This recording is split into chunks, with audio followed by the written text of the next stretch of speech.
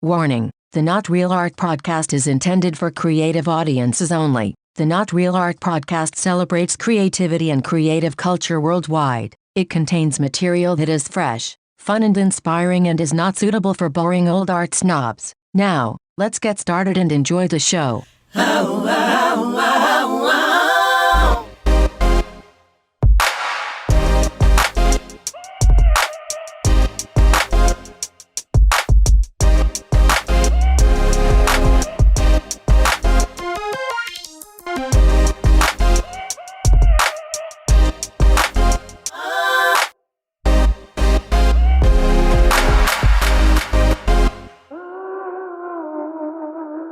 Greetings and salutations, my creative brothers and sisters. Welcome to the Not Real Art podcast, where we celebrate creative culture and the artists who make it. I'm your host, Sourdough, coming to you from Crew West Studio in Los Angeles. And I'm really delighted about today's episode. We really have something special and unique for you guys today. But I'm not here alone. We've got some amazing guests and surprises. We have some VIPs. We may win a Guinness World Record for the most dope artists in one episode. I am joined by my very special guest co-host today, a friend of mine of many years, the one and only Hans Fjellestad. Hey, Hans. Hey, brother. Thanks for joining, man. Oh, I'm happy to be here. So for those of you who don't know, Hans is a filmmaker. And Hans, how's the filmmaking business these days? Well, like everything, I mean, the last year has been a bit rough. Not a lot of traveling, not a lot of shooting. But I've kept busy with some stuff, and people are starting to wake up a little bit. So right. Got a bunch of projects scheduled to start shooting in the summer, and that's some exciting. stuff in Right development. And yeah, so I can't complain really. Right on, man. Well, I'm so grateful to have you here today. Thanks for taking time, man. Thanks for taking time. You've known me a while, so the fact that you still want to hang out with me is, relief. Likewise. You sort of jumped at the chance to help out today also because of the nature of our episode. It's really unique. Yeah, it is actually. I mean, we're gonna hear some kind of cool stories, I think, from a lot of different people. I'm excited. In the opening of the podcast, right, we talk about that the Not Real Art podcast is a place where we celebrate creative culture and the artists who make it. And, sometimes it's not just the artists, right? It's people, just art lovers, people who are, just passionate about culture, passionate about art. Every once in a while, right, somebody comes along that really changes the game, right? A truly unique, one-of-a-kind person, those mavericks, those trailblazers that, sure, that we need to make history. And, and so today, I thought we'd take time to honor one of those mavericks, honor one of those amazing, unique, one-of-a-kind human beings, Mr. Greg Escalante. Talk about like a catalyst and a booster and a, kind of an innovator. He supported so many artists, especially early in their careers. And I never actually met him, but growing up in Southern California, I always felt, and in the 80s and 90s, I always felt sort of Greg Escalante adjacent, Yeah. You're surrounded by the aesthetics of a lot of the artists he worked with, and you sort of take it for granted a little bit. But, as a skater, as a surfer, kind of coming up, all of these images that were kind of produced by the kind of, group that he orbited and that orbited him, it was just in the air. Yeah. Well, I only had the opportunity and the privilege of meeting Greg once, and I'm sure you'd never remember me, but boy, I'll never forget him. But I'll never really forget the first time I heard about Greg, right? Because it was 1995. I was living in Chicago, and I was working as an artist rep. I was working with a lot of commercial artists, illustrators, photographers, so on and so forth. And I was working with this one artist in particular, Bill Kiefer. Shout out, Bill. And, Bill was just one of these brilliant, multidisciplinary artists. He could do it all, right? But his passion was his art, his fine art, his contemporary art. And I went to his studio one day and he wanted to show me, the cool shit that he was doing, and I got to tell you, it blew my mind because there was so much raw power, attitude, and even danger, in his art, right? Yeah, Bill's art at the time. For sure. Yeah. And I was right. And I was just blown away. And, and he told me, he goes, well, he said, yeah, man. He goes, the commercial shit I do is just like, soul sucking. He said, but, the lowbrow is where it's at. And he goes, have you ever heard of Juxtapoz Magazine? And I was like, no. And he pulls out Juxtapoz and introduces me to Juxtapoz in Chicago. And that was the first time I ever learned about lowbrow and Juxtapoz and Greg Escalante and Robert Williams and on, right? And Liz McGrath and Mark Ryden, by the way, some of these folks are going to be on our show today, guys. So stay tuned. But the point is that for me, what really spoke to me was that here's my friend Bill Kiefer, this artist that I met, who's this brilliant guy. And he felt alone in Chicago. He felt alone because, sure, he was a successful commercial artist, but as an artist, he didn't have much of a community because he was this sort of rebel. He was this, kind of funny guy with a bizarre aesthetic. And, but Juxtapoz represented his tribe. And it was because of Greg that Bill found community through his magazine. Right. Yeah, that's true. And I agree with you too, that it was a little bit dangerous. It always felt a little bit transgressive, especially, at a younger age. And that was also part of the attraction, I think, and part of the fun. It almost felt like this sort of really like kind of cool art circus almost, that was just kind of bubbling and percolating, at the margins and eventually became, pretty mainstream over time, I guess. But I remember just discovering Juxtapoz, discovering some of the art in some of the skate and surf magazines, and it was always a little bit bad, but kind of badass, Yeah. And then so you couldn't resist.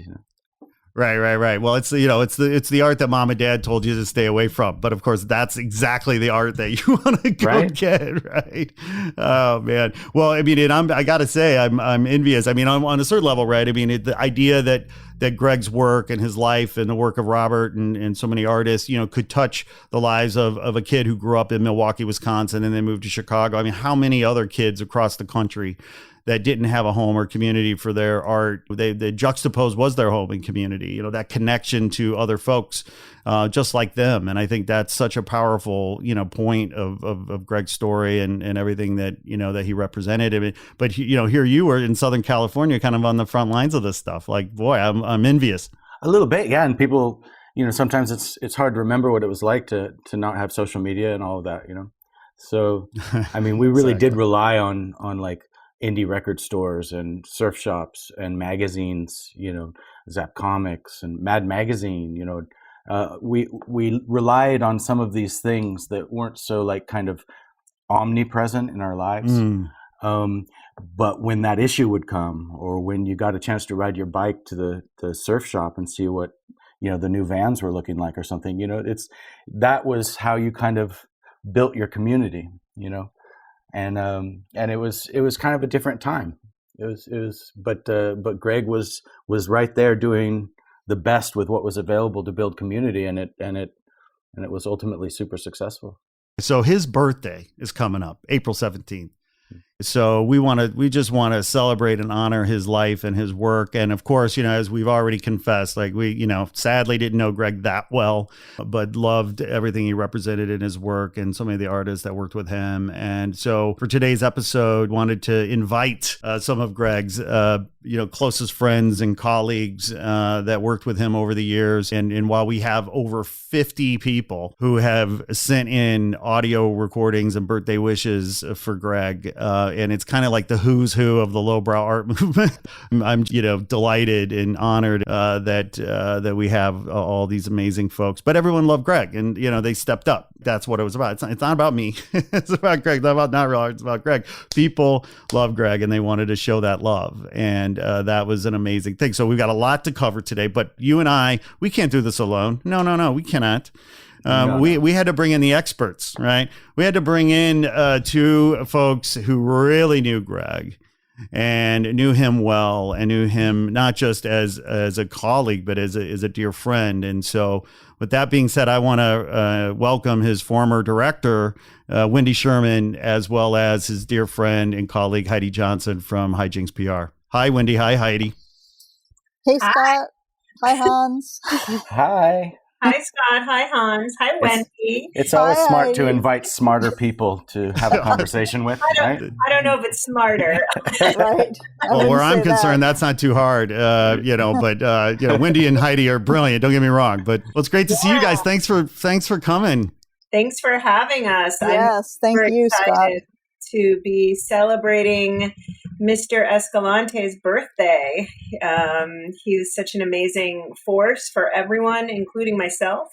And it only seems right to celebrate his birthday. And I'm also floored by the response of artists who came up to say something for Greg. And I think we could probably have a 24-hour podcast just on that if we had enough time. But it's amazing. How loved he was. So yeah, thanks for giving us this platform, Scott, so we can get the word out, because we got an incredible response. Literally, we reached out to some people thinking maybe like half of them would respond, and pretty much everybody responded. It's pretty amazing. But then you think, like Heidi said, like it was Greg, so of course everybody responded. I think what's interesting is when you said, people he worked with and colleagues, and that while that is true, I think every single one of us just thought of him as we were his friends, and we felt so honored to have him as our friend, and to be able to, because work never felt like work with Greg. It was, while we were friends, I also, did PR for his last gallery. I also did some PR for Copro Gallery, and, but everything work related with Greg was an adventure, and it was always fun. And even though he worked with me to help him get PR, he also was helping my career along the way. And I will forever be grateful for my time with Greg Escalante, because he also helped build my company, just in my association with him and the artists that I got access to through him. So right on. Well, speaking of some of those artists, why don't we do this? Why don't we get into some of these messages? We've got so many to cover. Let's pause for a moment. Let's hear from some of these incredible artists who send their love to Greg to celebrate his birthday. Yeah, let's do it. Hello, my name is Robert Williams. Well, Greg Escalante was a really close friend. Of course, everyone says that, and for good reason. Greg had enormous social skills. The genesis of his social skills were that he needed people. He really needed friends, and he was very warm to everybody. One evening, he invited me and Suzanne to come down and eat dinner with him at his apartment, and he also had his other artist friend, Ron English, there as we got there. We were going to do some takeout, but Greg was still in his business suit with tie and jacket and whatnot, and he took us out back, and his apartment was on an inlet marina. And if you went out the back door, there was just a marina right there with a kind of a pier for boats to pull up to. And he takes us out there, and he gets a surfboard, and he sets a surfboard in the water, and he gets an oar. And we're looking at him, and he says, "Watch this." And he just then I realized what he's going to do. He's going to jump on that surfboard in that suit with that oar in his hand. And I said, well, "Wait a minute, Greg. Wait, hold on a minute, Greg." He goes, "Oh, I do this all the time." So I figured, well, he's a professional surfer. He knows what he's doing. So he stepped out on that surfboard. That surfboard took off, and he fell in the ocean in his suit. And he floundered for a long time. We couldn't help him. He finally got himself back on with the oar. He pulled the surfboard back in. And he looked like a dog that had been dipped in water. He looked so funny, and his suit just covered in ocean water. And he says, "Well, wait, I'm going to do this." And he did it. And he's out there pedaling around in a wetsuit in the middle of this marina with onlookers. And the reason that he had to do this was that he had a need within him, that this was an expression of being sociable. And he would make this sacrifice to do this. You know, his driver's license was wet. He was wet through and through. He had to go in and completely change clothes. This was indicative of Greg Escalante. Greg, let me posthumously wish you happy birthday. Thank you. This is Mark Ryden. And this is Marion Peck. We are thinking fondly of Greg Escalante on his birthday. Greg, we sure wish you were here with us. Yeah, we miss you, Greg. To me, Greg Escalante was the embodiment of all the energies and attitudes that came together to form the lowbrow pop surrealist art movement in the late 90s and early 2000s in California. Greg had that kind of SoCal surfer, cool vibe, very unstuffy, anti-establishment and rebellious, but all in a very positive, friendly, constructive way. He liked to put people together. He liked to have people meet. He just loved art and loved to see things happen. He didn't try and get things for himself. He didn't have an ulterior motive. He wasn't trying to get glory or money. He loved to hook people up. He connected me with so many people that ended up having a profound impact on my career. I met Earl McGrath, who had a gallery in New York. And Greg saw that we could possibly hook up and do something together, which would have never happened otherwise. And it really sent my career in a certain direction that never would have happened otherwise. And it was like Greg was a culture maker. It was like he brought people together and made cultural things happen. And that is such a rare and wonderful gift to bring to the world. And I feel like we owe people like Greg so much gratitude. A lot of people really love and miss Greg. He's truly missed. That's for sure. This is Scott Hess. I remember Greg Escalante in his white suit on the Long Beach Museum Plaza, the sun sliding down the turquoise sky toward the wide ocean, Greg's Pacific Ocean, where he paddled and surfed and swam, and the rosy orange glow illuminating his bleached straw trilby hat with a black band, and his face bearing his particular sphinx-like smile as we artists, with black and red Sharpies, drew our goofy memes and signed our roguish signatures across every square inch of the white cotton fabric of his blazer. Me, perhaps all of us, unaware of just how much Greg meant to us, how generous he'd been with each fragile persona, with our burgeoning, blustery careers, with pushing our art into an uncaring world, how in every selfie taken for his ever-expanding Instagram account, he was pointing at someone else, marveling at their skill, extolling their genius, Greg reveling in the raw strangeness of our minds. As the black-suited, well-heeled sipped their gin and vodka tonics, the sun sank into a purple-pink cloud bank, the mariachi band playing it down and out. There Greg stood, slowly rotating like a great white Carrara marble statue, arms outstretched as we Sharpies eagerly signed him, and he gently made us his own. Happy birthday, Greg. I miss you, buddy. My name is Mary Karnowski of Mary Karnowski Gallery and KP Projects. And my first memories of Greg was as a collector in the 90s. And I remember him mostly as a tireless champion of Robert Williams in the beginning. He was always quiet and observant, usually smiling, and he always had this really wonderful twinkle in his eye. You knew he loved art and he loved artists. In the early days, in addition to his amazingly colorful and smartly tailored suits, he would sometimes wear this gold necklace to openings. I think it had a devil's head and red glowing eyes. Something not many people could pull off, but somehow Greg did. He was authentically quirky and cool and always so very generous. So when I opened my gallery in the late 1990s, I asked Greg and his business partner at that time, Doug Mason, to curate a show which they called Kittens and Cats. And it was such a great combination of artists that I had already been working with, like Todd Shore, and we invited Mark Ryden and Kozik, and Coop did the show poster, and all these other great artists that Greg knew and loved.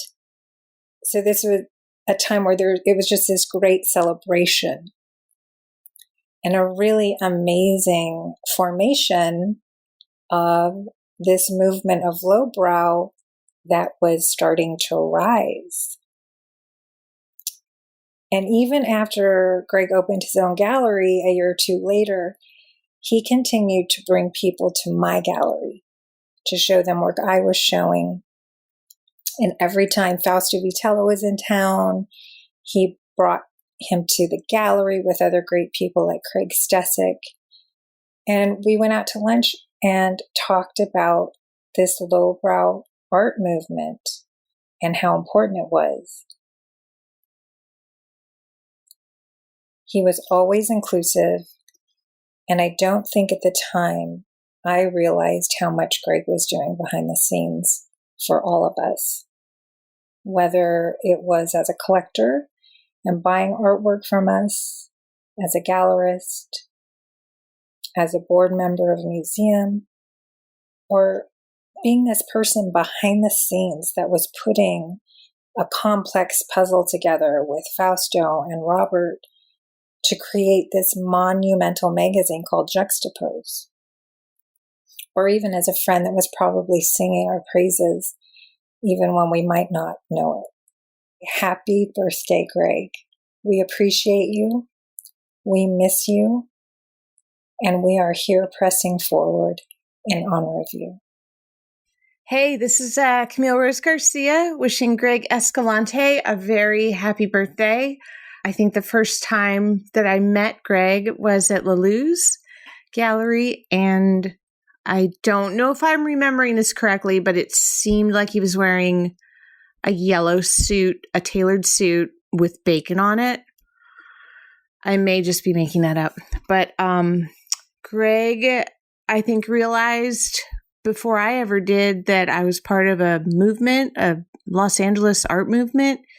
And I'm forever grateful for all the connections he made between us. So happy birthday. You are missed. Hey, everyone. This is Ben Goretzky from DesignerCon, wanting to wish our good friend Greg Escalante a very happy birthday. I miss him so much. Such a great guy. I miss his enthusiasm. I miss his excitement. I miss his love for the arts and his love for the artists. I think that the world would be a much better place if we had more people like Greg Escalante in it. And that's really what I miss. You know, I wish he was here to celebrate with us, but I'm still glad that even though he isn't here, that we are still able to celebrate him. So, Greg, happy birthday, man.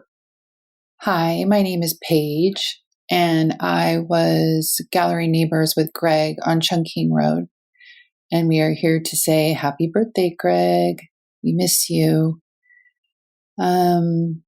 Personally, I really miss the joy that Greg brought down to the road. He used to ride up and down Chungking on that little tiny pink bike of his, and he just brought so much joy.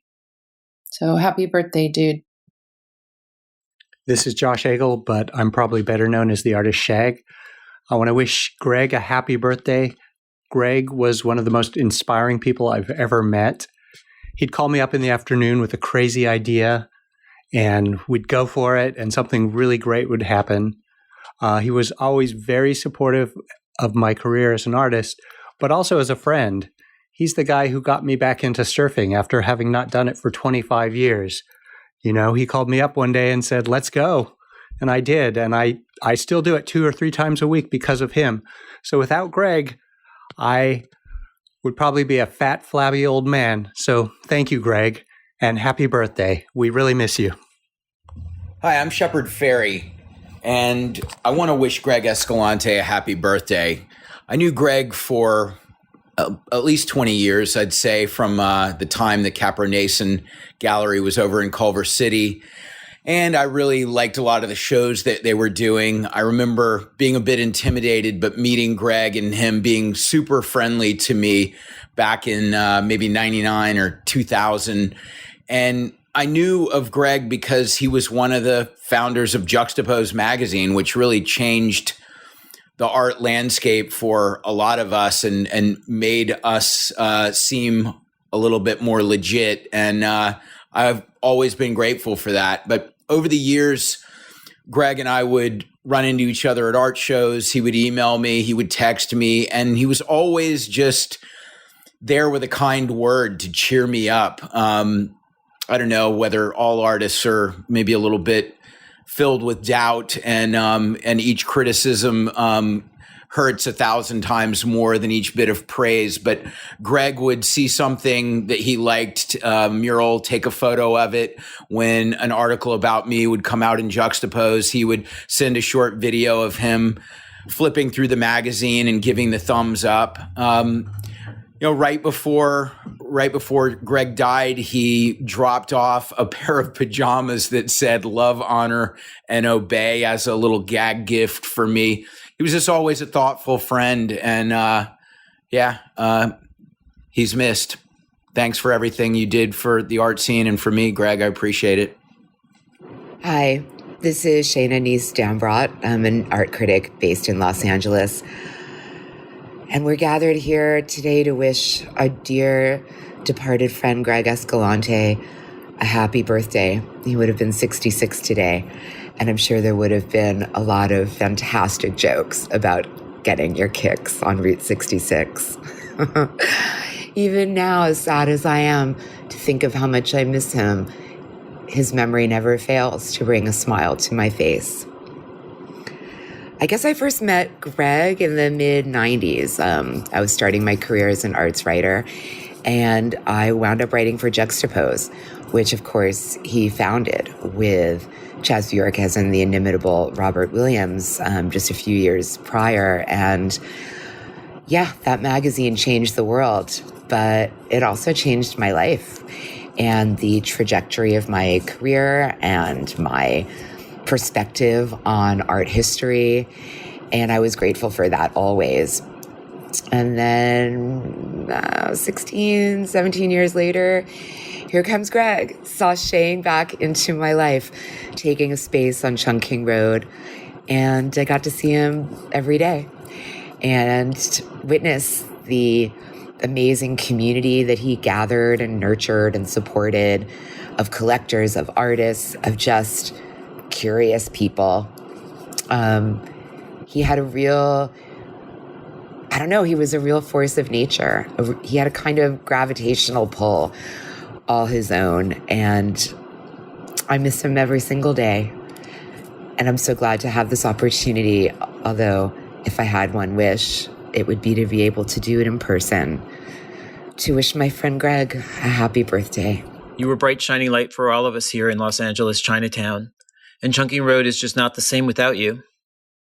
You'll be happy to know that the little jewel of New Orleans is still open, and I think of our many dinners there whenever I go for a po' boy. In fact, I think of you most every days, and I miss you a lot. Wish you were here. This is Jim Shaw. Happy birthday, Greg. You certainly made some changes to the art world that resonate on into the future. And you have been missed, and you will continue to be missed. Hope you're having a good time up there. Bye. Happy birthday, Greg. Victoria Reynolds, meat painter down here or around here. I went to heaven with you and Jeffrey Valance just a few years ago when you so enthusiastically took us to the little jewel of New Orleans in Chinatown. Afterward, for a while, I was rooted in the here and now, for good or ill, because gravity, I weighed more. It was a sumptuous and mind-altering experience. My eyes rolled back when I ate the soft-shelled crab sandwich. I can't and won't forget you pedaling your short bike with your long legs through the crowds on your way back to the gallery. I thank you very much. Hi, this is Jeffrey Valance. I wanted to tell a story about Greg Escalante and Thomas Kincaid. Well, Greg was on the board of the Grand Central Art Center, and they were trying to figure out what show to do. And Greg came up with the idea, let's do a Thomas Kincaid show. So the board voted, and they wanted me to curate the show. So Greg called, and I said, sure, that's a wonderful idea. Anyway, that's how I met Thomas Kincaid, and we did the show, which was such a big hit. It got write-ups in national and international papers, and just opened up a wonderful door with Thomas Kincaid. Happy birthday, Greg. We miss you. It's Lori and Jeff Gillette. And we're thinking of you and all the support and love that you always gave your artist friends, how excited you were when they did well. You were always really supportive of me, even though you might have been afraid of my artwork. Tremendous gratitude from my part. The story I had when I first met Greg, I had to convince him I was me. Because Lori and I, we went to a weekend, kind of like a marriage counseling thing, therapy. And I hired a guy. I didn't hire, I just said, can you be me? And his name happened to be Jeff. So he talked to Greg that night, and Greg thought he was, that's a great guy. This guy is really upbeat, cool. And then when I finally met Greg, he goes, who are you? I go, I'm Jeff Gillette. He goes, no, you're not. So I had to convince him that I was me. But I don't think about him a lot, and a lot of history with him, with my career. Kind of got me started, and I totally appreciate that. It's wonderful. Yeah. Miss him a lot. Because of Greg, Jeff's got a piece in the permanent collection of the LA County Art Museum, and because of Greg, we've had an amazing ride in the art world. Yeah. So we miss him. We're thinking of you, Greg. Happy birthday.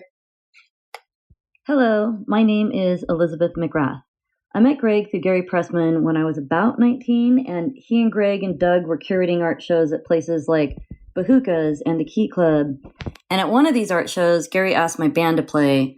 And as an afterthought, he was like, why don't you put one of those flyers you make into the art show? And I was super excited because I knew Robert Williams and Juxtapoz were going to be part of it. And I was thinking in my head, I'm going to make something good.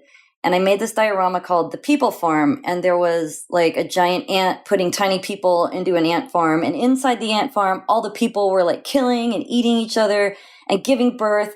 And it was just as much chaos as I could depict with Sculpey and toothpicks and red food coloring. And it was super crappy. And Greg bought it. And after that, he invited me to be part of all their events. But looking back, I realized it was so much more than an invitation. He mentored me. He gave me the confidence and the push towards developing a distinctive style. He bought my crappy art. He encouraged me to make more. And when they opened Copro Nason, he put together a show with Van Arno, Dave Lehman, and myself. And everything sold out. And it wasn't just him buying it anymore. And it was like, after that, this path lit up in front of me. After that, I kind of had this purpose. And until this point, my life was directionless. I'd spent half my teenage years incarcerated. I am a 7th grade dropout. I had been couch surfing since I was 15. I scraped by working odd art jobs and food industry jobs and drifting around, singing in a punk band, working on a punk fanzine. I lived on Skid Row back when Skid Row was Skid Row. And my big plan, if I had any, was probably to become a rock star. Until Greg, no one had ever really invested anything in me. And he showed me that there was this whole other world out there that you could survive and become successful in. He genuinely believed I had talent and gave me a chance. And that was huge. And that was Greg. He was the foundation for so many artists. He was always networking, but never ever for himself. It was for everyone around him. Sometimes he would just call me at the crack of dawn and have this whole amazing future planned out for everyone, for me and everyone he worked with. And if you put in the work, he'd make it happen. He made dreams come true. The legacy he left behind is monumental. And it's not even the art, it's the community he built for all of us. And on his birthday, I think of all the gifts he gave us, the gift of his optimism, the gift of a place to just be ourselves, to be free to create without judgment, and his confidence that good things will happen because of it. And I really miss him. And I wish he was here.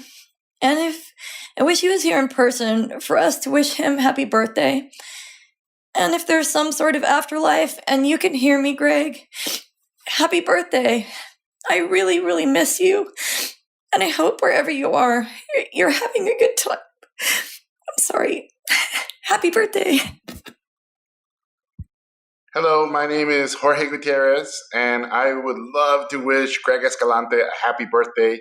Feliz cumpleaños, hermano. I hope you're happy, and I hope you can feel all the love we're sending you from down here. Here's my quick Greg story. So after I was lucky enough to direct an animated movie called The Book of Life, I get a phone call maybe a year after the movie had come out, and it's Greg with his one-of-a-kind voice. He tells me, "Hey, I saw your movie, and I think you're a painter." And we start talking, and I tell him, "You know what, Greg? It's an honor to meet you. I love that you've been having all these galleries, and you're part of the lowbrow history of Los Angeles. But I just can't do it, man. I'm too busy with a bunch of other things." And Greg, being Greg, he talks me into, well, just do 6 paintings. Just do 6 paintings. And it can be stuff you already have. We'll put them in my gallery. It's not a big deal. He gives me the date. And then 9 months later, I'm at the gallery on opening night of Border Bang, the first solo art show I've ever done, with about, I believe it was like 56 paintings. So Greg not only discovered me, he allowed the artist and the painter inside of me to happen.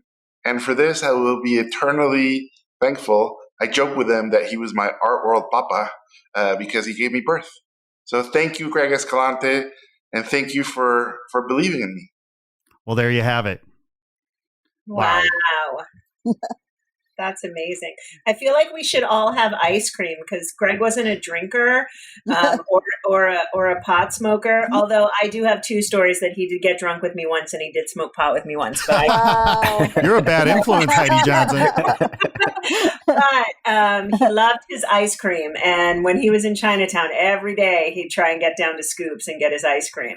So, oh, that's right. I forgot about Scoops. He loved ice cream. So I feel like if you're listening, grab a scoop of ice cream. Nice. That's such a great story. So what was it? Did he have a favorite flavor? Or was it just like anything goes? I think it was pretty much anything goes. Yeah. I don't remember him particularly liking chocolate stuff, but he loved ice cream. He just ate a lot of ice cream. Well, that's right, because Scoops had like a different flavor every day. Like they changed their flavors every day. That place is amazing. So I don't know if you guys knew, but he had this little bike that he would ride around. Well, he had a little pink bike that he would ride around up and down Chinatown King Road. Right. But he also had a Kenny Scharf, for a little while, a Kenny Scharf golf cart that he would also drive up and down. Right. So everybody in China, he had his favorite things. He had Little Jewels for lunch, which is the New Orleans place. And then he would take you, if you came down to visit him, he'd take you to lunch there. Then he'd walk you over to the Velveteria Museum, which if you didn't, it's gone now, unfortunately, but it was this small space that this guy, I forgot his name, Wendy. Carl Baldwin. He is the biggest collector of black velvet paintings, and you would not know that this is in Chinatown. You just walk in, and then all of a sudden it's like, whoa, like insane. Wow. And he would change it out, and then so you'd get to do that, and then you'd walk down, kind of get around the corner along the ways, and then go get ice cream, and that was sort of the day with Greg. What a great way to honor him. I wish, we now suddenly I want ice cream, damn it. I know, I'm sorry. Get some ice cream. Yeah. Yeah, that's interesting though, that I didn't, I'd heard that, that he wasn't a drinker or smoker, but I always found that interesting. I guess when you're used to getting high on the waves as a pro surfer, who needs anything else, right? Yeah, I think he felt that, like, as far as expansion, because he was super into like psychedelic culture and he curated a psychedelic show. He was very into, sort of the expansion of the mind and these things that you could do. And, but I just don't think that he felt that he needed to go there. Like, he could go there on his own. And I think art did that for him. Honestly, I think art expanded his vision and his mind and took him to places that, most of us need some kind of drug or whatever to get to, So one time we did I had, as a publicist, you get invited to a lot of random things. And I got invited to some weird pop-up dinner spot with these music industry people. And I didn't have anyone to go with me. And it was like the end of the day. And I said, Greg, do you want to go with me to this weird music pop-up dinner thing? And he's like, yeah, let's go. And so we get in the car and we go. And it is all these very strange people who do like electronica music and stuff. And me and Greg. And it was basically to highlight this chef, and the food was horrible. And Greg's like, this isn't good, is it? And I'm like, I don't think so. And he's like, I'm going to have some wine. And I was like, what? And he had a glass of wine, and he was so cute. He got so like childlike, and he was super sweet. And I mean, he was always sweet, but he was like a little kid. It was so funny. And the minute he mentioned, actually he didn't mention, I mentioned who he was. And all these electronica people then were like, oh my God, I grew up on Juxtapoz. I love Juxtapoz. And then it became this whole thing. And he was sort of, everywhere he went, he ended up becoming the belle of the ball. So everyone loved him. He was a little bit tipsy, and he was like, hanging out with all these electronica artists. And Wow. Yeah. Yeah. What a singular special moment, right? Yeah. He was awesome. Well, when you were talking about ice cream, the event I remember is when he had his birthday party at the Marionette Theater. Did you go to that, Heidi? I didn't. That party? I was out of town that birthday. Yeah. And then, because they were serving those little cups of ice cream, like that you get when you're a little kid. Yeah. And he's like, I think I have a picture of him. He's like wearing a little crown. That was pretty. I had never been to that theater before either. And they moved that theater too, but that was like unbelievable. What about that birthday that he had on the barge? Yeah, the chowder barge. That was pretty. And that's why this event is like so Greg, because he used to love having like doing crazy things on his birthday. Yeah. And a lot of the people, when I talked to them about this, they were like, "Oh, Greg would have loved that. Greg would have loved that." So hopefully he's going to be listening from wherever he is. And yeah. How old would he have been? 66. 66. Right. Nice. Yeah, that's a cool number. 66. Yep. That's great. Hopefully he would have probably taken a road trip on Route 66 for his 66th birthday, right? And he'd get ice cream in every state, right? But yeah, I forgot that about the ice cream. Yeah, I was thinking about actually, I went to a birthday, not his birthday, but we went to a party one time. It was the artist, Eric White. Yes. It was his birthday, and he was, and he's now with Patricia Arquette, and Greg was like, "I'm invited to this party for Eric White's birthday. You want to come?" And I was like, "Sure." And he doesn't tell me anything about it, and I totally just think we're going to some like dive bar or whatever. And he gives me the address to this huge house in Hancock Park, and I'm just like, what is this? And I'm supposed to meet him there, and I can see his cars there. And so I'm like thinking, what is going on? And I walk in, and it is like, not only like Patricia Arquette, but like every celebrity you can imagine, and the most amazing art collection. And I don't even, I'm like, wait, why am I here?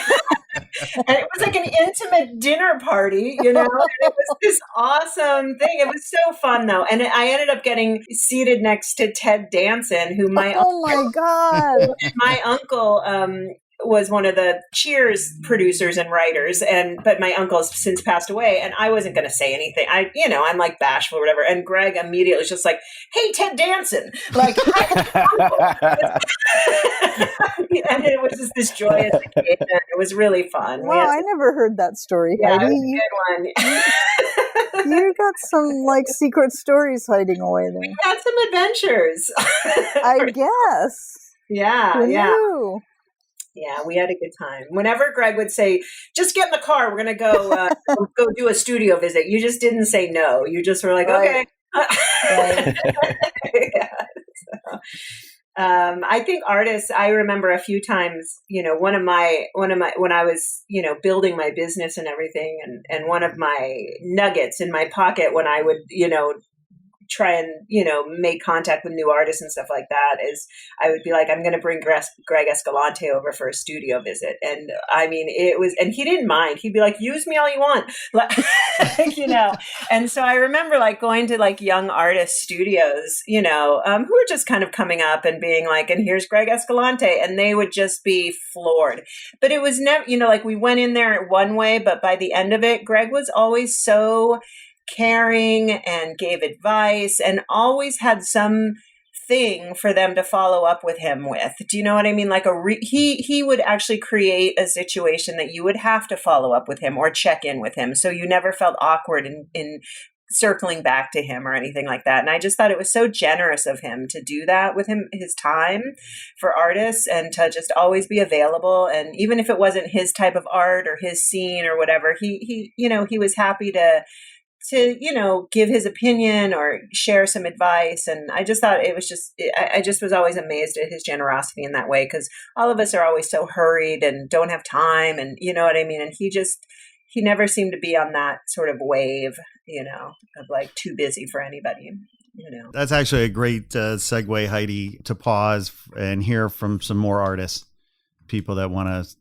show Greg some love today on his birthday week. Sometime around 1990, Sandow Burke introduced me to Greg Escalante. He said, there's this surfer art collector who's coming over. I might as well bring him over to your house.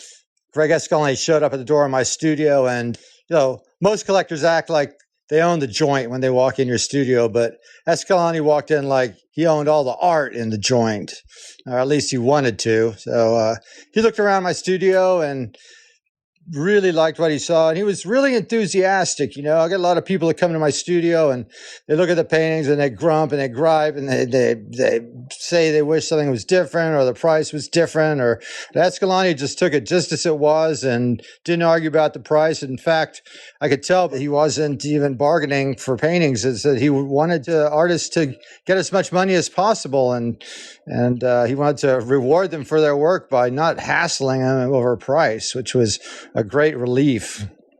At one point, there were these really cool events called the Ratfink Reunions that would take place at different pinstriping studios in LA. Ed Roth would show up, Robert Williams would be there holding court, and of course Escalante would show up, and he was really helping out the charity by buying all kinds of art there. He would buy pinstripe garbage cans, pinstripe toilet seats. He was like a kid in a candy store. It was fantastic.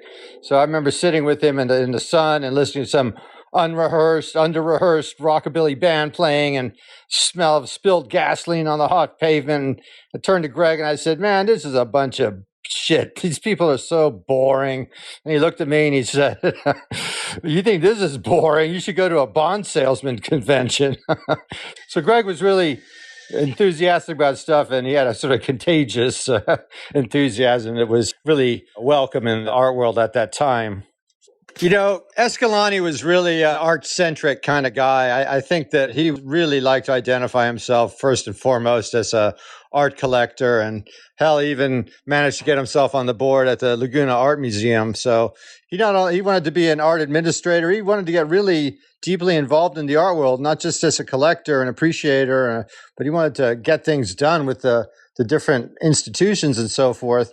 So it was really great to see Greg when he was on introducing people, and he just loved to introduce one artist to another, and he was a great facilitator.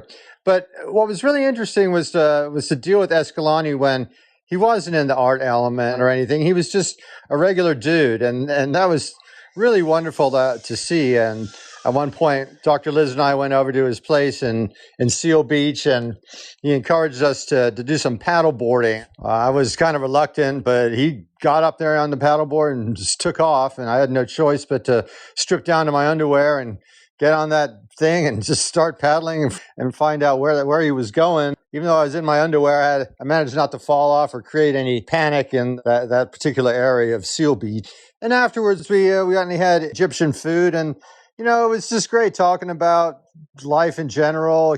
He was just a really good, well-rounded person, but art was really one of the things he lived for, probably more than anything. Hello, this is Marnie Weber.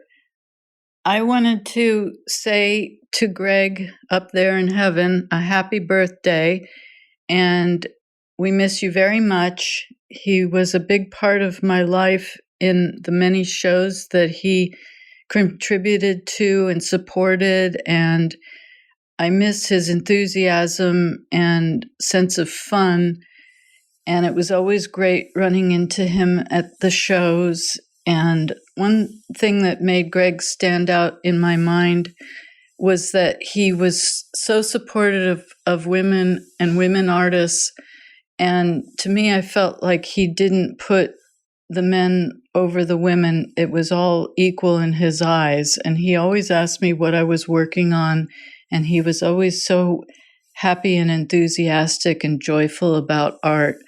And I know that people say it's like the end of an era a lot, but to me that was definitely a stepping stone in the end of an era where people used to do a lot of fun, wild shows just for the experience of it.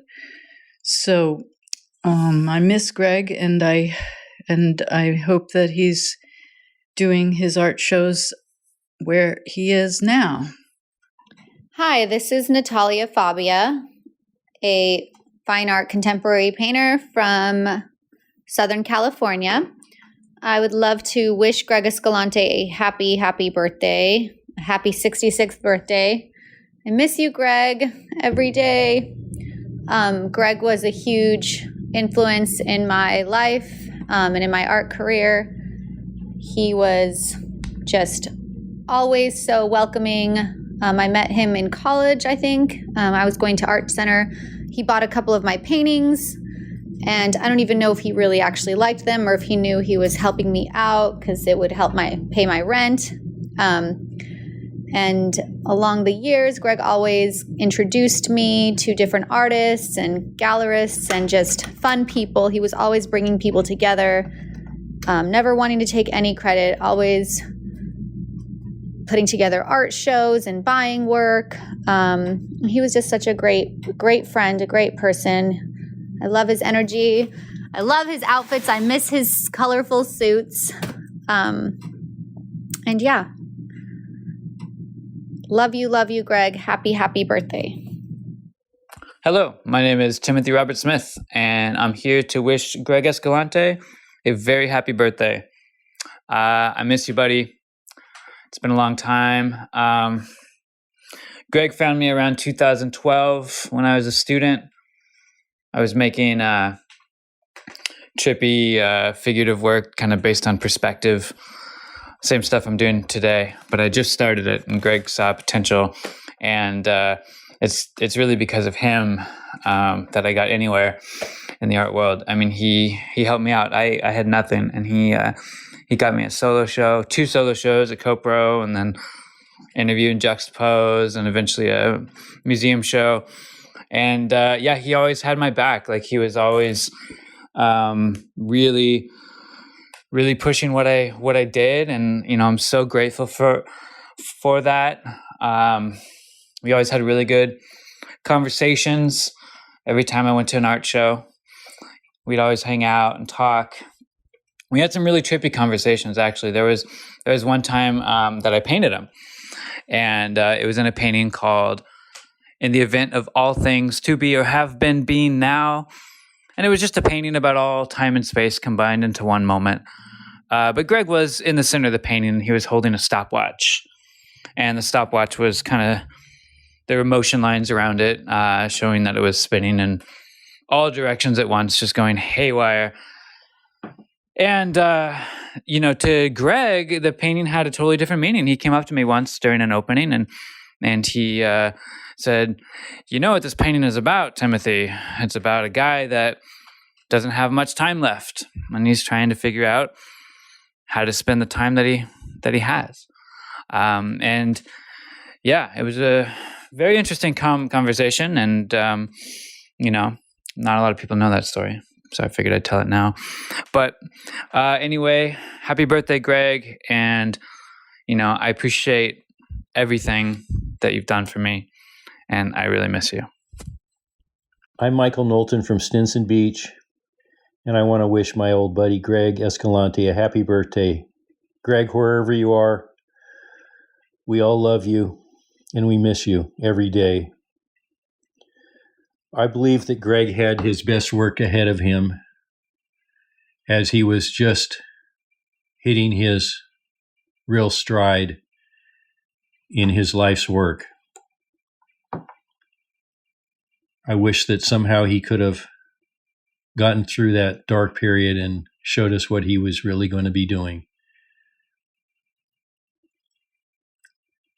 I met Greg in the early 90s at my first show at the 01 Gallery on Melrose, and he gave me a card that said curator, art collector, stockbroker, surfer, and I forget what else. But I thought, what a nice guy, and I put that card in my pocket, and I thought I'll call him one day. Well, very soon after that, he called me. And like all of hundreds of artists, he made time for me, he made shows for me, he made introductions for me, and he made money for me. And I was so appreciative of his sincere, low-key, and very helpful mentorship. The best part of knowing Greg was not what he did for me or what I saw he do for others, but to spend time with him outside of the art world, in the water, sitting there doing nothing, driving to eat, a barbecue with his friends. That's where, for me, Greg really shined. And those are the times I miss with him the most.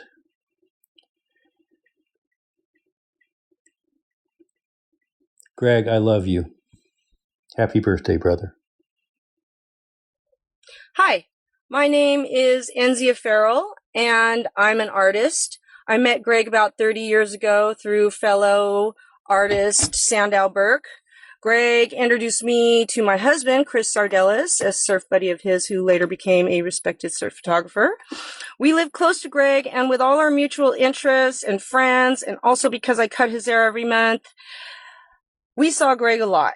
So Greg, on your birthday, I'm thinking of all that art we saw, the parties, the great food, all the fun people I met through you, the clandestine, manic car rides. I felt like such an outlaw, and all the fabulous weirdness you brought to our life. I miss you more than I can express. I hope wherever you are, there are no limits to your eccentricities and no lows to your highs. Happy birthday, Greg. Hey, Greg, happy birthday. It's Gomez. I'm just outside your house. Open the garage, get the board in my car, and let's go. It's firing. Let's go. Let's do it. Well, there you have it. More love. It's amazing. Wendy, what's that, Heidi? It's amazing. Yeah. I mean, I was also really overwhelmed with it was like a wave of goodwill, when, Wendy, you would like, oh, now we have messages from these people and these people and this Right.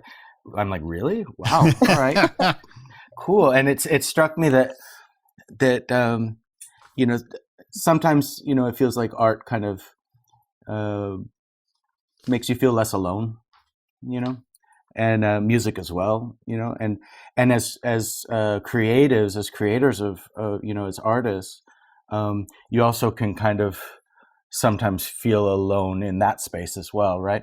And so it's sort of like Greg had this knack or this kind of talent for making you feel not alone, to feel connected, to feel appreciated, to feel seen or something. This is just something I'm gathering from the messages that were sent in and from what you guys are saying.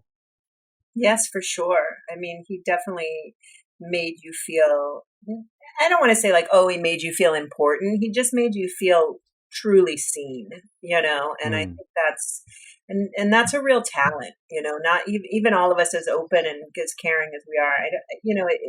It's a finesse and it's a talent. It's, it's something instinctual. So, and I think that's why so many people were drawn to him. And it wasn't just the juxtapose thing, which was, one thing, but I think, people were drawn to him like a magnet, Well, talk a little bit about, and Wendy, maybe you can weigh in on this, because you have so much history in that brain about this scene and everything that Greg has done. And, but talk a little bit about like when he came onto the scene versus when he started Juxtapoz, right, with Robert Williams. Like how many years, call it a BJ before Juxtapoz, was he, what was he doing and what was happening during those first years? Well, I think it happened pretty much right away. I don't have my timeline right in front of me. What, Wendy? Oops. You didn't do your homework. Sorry. I did, but I don't have it right in front of me. But it was pretty quick. He met Robert Williams, and then it was kind of like, let's start a magazine. I mean, it happened so pretty quick quickly. Then, right? Well, it must have seen. I mean, because at the end of the day, like and this, please correct the record if I'm wrong, but Greg had a really good business acumen, right? I mean, that was part of the reason why he was able to champion these artists and help to carve out the scene on a certain level, right? Because he had that business mind, and so I'm guessing that, he saw an opportunity, right, to create this magazine with Robert and give artists a venue and a platform. Yeah, absolutely. I mean, it was that fact that he was like a bonds trader and he, knew the business behind it. But I mean, he just would just jump into, he'd have these ideas and jump in with both feet, like, let's do it. He just, got things done. And yeah. Right, Heidi? I think with us, like his energy of, he couldn't always do all the work, but he knew how to bring all the right people together, and his energy was infectious where that you felt like, all right, let's go, let's do this. I mean, even when he opened the last gallery, it was like, okay, we're all in this, like, let's do it. Like he just, I don't know. And you think about Juxtapoz, and it was a group of artists and art collectors that came together to make a magazine that really spoke to other artists and an art community and a rebellious community and all that. And now, I mean, if you look at Juxtapoz now, its distribution is bigger than Art in America, Art Forum, and Art News, which is a big deal. I mean, this little like kind of underground magazine is the go-to art magazine, So, and it's also the first magazine that, featured people like Mark Ryden and Cause and Camille Rose Garcia and Tim Biscup. And you know what I mean? Like these were great artists who weren't getting covered in traditional art magazines, and now they were getting covered. And so he knew that there was a voice and a person out there that wasn't being, serviced, and it just exploded, and it continues to evolve and explode, So, it's a cultural icon, so. Well, and I think that's a fascinating point, because it's not just about the art. It's a culture. It's a world, right? It's music. It's fashion. It's obviously art. But I mean, this cars. I mean, it's custom cars. I mean, it's all these things. It's a world. It's a culture, and the magazine is sort of the touchstone, I guess. Wendy, do you have a Juxtapoz collection? Do you have backed issues? Like how many? I think I have all of them. And of course, I knew you were going to say that, so I was trying to tee it up for you. I do, and I have art alternatives also, which came before Juxtapoz. Right. It was art alternatives, and then and then that's a long story. That went out of business, and then they well, that was the big source book, right? No, it was pretty much actually art alternatives. I'm like trying to look up my notes. Art Alternatives was really the magazine that Greg founded with Robert Williams. Okay. And then they founded it with this biker woman. I don't remember her name offhand, but there was of course they did. She was the one that she interviewed Robert, I think, for this biker magazine or something. And then I know everybody's going to hear this and go, Wendy, what are you talking about? And then she's the one I think they talked her into starting this magazine. And then I think it was something with the publishers of that magazine. She was leaving the magazine or something, and they didn't want to do it anymore or something. And then they ended up approaching, Greg's idea was to approach Thrasher, because Thrasher was the magazine where Greg originally saw Robert's painting on the cover of Thrasher. So they took their idea to Thrasher, and they wanted to keep the name, but they couldn't keep the Art Alternatives name. So then Robert actually came up with the name of Juxtapoz. And so better name, actually. I mean, Robert's kind of the king of coming up with amazing names. If you look at all the titles of his paintings, they're incredible. So when he sort of coined lowbrow art. He did coin that. And that was another... Not really on purpose, I guess, but... Well, that was the name of, I think, his first book was... I have it somewhere, something about lowbrow. Well, I'm curious. I have a question. I mean, in terms of, Robert and Greg's first meeting, how did they connect? All right. So that I do know. So, Greg saw the Robert's painting on the cover of Thrasher, and he's like, this is the good art. I want this painting. Like, that was the first time he actually connected with some art that he really loved, and he wanted to track down the artist and buy that painting. So, and I forgot, I guess he called Thrasher or something, and somebody gave him Robert's phone number. And he just called him up and said, I want to buy this painting. I know even this story I'm not really getting right.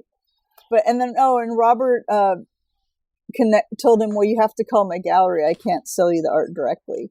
So, I mean, Greg had never bought any art before. I think this was one of the first pieces he ever bought.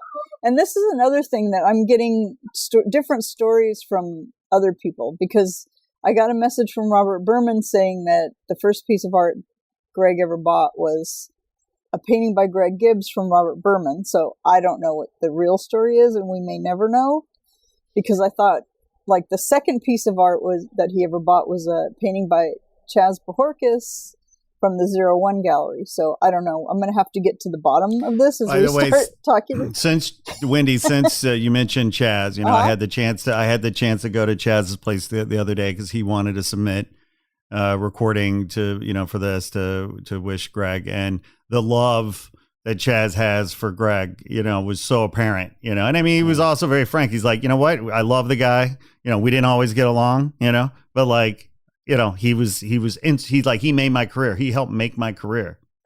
My name is Chaz Bojórquez. I'm a graffiti writer from 1969 here in Los Angeles. Yes, and I want to talk about Greg Escalante. Greg was a major influence in me, because when I was a young man in my 30s, I had never really exhibited in galleries. And Greg was the first person to actually approach me and find my work interesting. He was the first stranger. I had a lot of friends who appreciated my work, but the first real collector, first stranger who came up to me and said he loved my work, and he introduced me to Big Daddy Roth and Robert Williams. And then also he started giving me my first shows, and Greg was my first collector. And when somebody buys you It's not about putting money in your pocket. It's about that they believe in your work. That's the most important about a collector. And Greg was that man. We first met sometime in the 80s. I really don't remember when. It was the rock and roll crazy time of the 01 gallery of the infamous John Pochna. And we would always hang out together. That's where the artist, the Juxtapoz crowd, the cartoonist, the graffiti writers, the mixed match, would always fall into place. That's where we all felt comfortable together. And Greg was not only a collector, but also he was a supporter of that gallery. So that's how I met Greg sometime in the 80s. Don't remember when, but it was at night. Later on, Greg had asked me to, once he was involved with the Juxtapoz Magazine, the #1 premier underground magazine that really started from the 01 gallery artist. He asked me if I would, I was going over to Italy to meet some of my graffiti writers, friends over there. He asked me if I write an article for Juxtapoz. So it was the first connection between Italian graffiti and the American graffiti. So I was honored to also participate in Juxtapoz Magazine and also be in a couple of issues and on my own work. And that was through the help of Greg. We lost touch. It was a shame for at least about maybe 15, 20 years. And then one day he gave me a call and he said, I'm starting my own gallery. And I told him, you don't need anybody. What you need is your own space. And I supported him. So he asked me to do his logo. So I did a Gregorio Escalante logo for him for his gallery. And then we were in a couple of shows together, Sons of Pompeii. And we felt like, even though it was the next generation, like though we were starting new again, it was his gallery, it was his time, it was his movement, and we were all his soldiers, and we were going to support him. He passed, unfortunately, and it was a great hurt for all of us, and we'll miss him deeply. Happy birthday, Greg. That's Chaz Bojórquez. I mean, incredible. Yeah, I know. I mean, Greg was, and same with Robert Williams. Like, Greg and Robert had their differences too. But, Robert, just loved Greg, Yeah. Well, that's the dynamic, right? Of just, people who respect each other and working together and love each other. I mean, you're not always, if you got two smart people trying to do something epic, there's going to be some creative tension from time to time. Because all like geniuses, like Greg, pushed the envelope, constantly. Yeah. And, he pushed it with everybody, with Juxtapoz, he pushed it, I was always asking him, like, because Greg was always, going to Juxtapoz with stories he wanted to do. And most of the time they would say no. And when I first met Greg, I was always like, I didn't understand that. I was like, why would they say no? I'm like, you're the co-founder of the magazine. Like, it's your magazine. But, I know over the years I figured it out, but it's just like, he would just hit them up. He gets so excited. He just hit them up with a billion ideas. And, it's a business like anything else. They want to make sure that they publish stories that people want to read, but I don't know. Let's face it, Greg was action oriented. He's an action hero, really. And by the way, we have action figures of him, don't we? We where are the toys? We have these toys that Ben Goretzky from 3D Designer Con made of Greg. I have a funny, Ben Goretzky really loved Greg, but also didn't know him that well. And when Greg and I became friends and I was working for Designer Con, I got Greg to come to Designer Con. And I remember Ben just was so excited. And you have to understand, if you don't know what most of the people listening to this will know, Designer Con is, it's like if Artist Alley in Comic-Con had an entire convention. So it's all these sort of mid-level artists, emerging artists who all grew up on Juxtapoz. And so to walk down these rows and rows and rows with Greg Escalante, who everyone knew because of his suits and his hats and his, and all of these artists just running out. By the end of it, he had so many toys and t-shirts and prints. I mean, his arms were like, we had to get someone to help carry out all the stuff that every artist was just like, just here, this is for you, I love you, and and I remember the whole time he's like, this is so great, I didn't even know this existed, like, what, this is amazing. He just thought DesignerCon was the coolest thing ever, and he he wanted to do stuff with them, like he just loved the whole vibe of that, because it was, that particular show is very much in line with who Greg is and being accessible, Well, in that community, Greg is a god. He's like a rock star at best, or worst case, he's a rock star, more like a god, really. Yeah, for sure. That's so great. Well, this is a really good, what do we have here, Wendy? You're showing the lowbrow art of Robert Williams. All right. That's the title of it. All right. Well, with all this talk of artists, let's hear from some. Hey, this is Peter Zakowski, friend of Greg's, and Greg was an amazing guy. And one of the things about him that really stood out was his enthusiasm. It was like he had this huge spotlight, and he was always directing it on other people, other events, other things. He was just so excited about being alive and sharing what he was experiencing. And the one thing Greg would never do was he wouldn't put the spotlight on himself. It was always for the benefit of others. Even if he was dressed in a white suit and people were signing his suit at an opening, it wasn't about him. He was just making the event more memorable and kind of amazing. So we all loved him, truly miss him, but we're lucky to know him. Hi, everybody. This is Isabel Samaras. I am really pleased to be with everybody and wishing a very, very happy birthday to Greg. Of course, I just ate some peanut butter right before I hit record, but I think Greg would have laughed really hard about that. So here we go. I really miss you, Greg. It's so frustrating not being able to share silly stories with you. Your enthusiasm for everything was so contagious, and it's just part of what made you such an excellent companion for all kinds of adventures, whether it was mundane or zany. You tackled all the experiences, tromping through flea markets and hiking up and down mountains with the same kind of deep relish that just made everything with you more fun. When we were hanging out in Riverside one year, you really, really wanted me to go see Tio's Tacos. So, of course, how could I say no?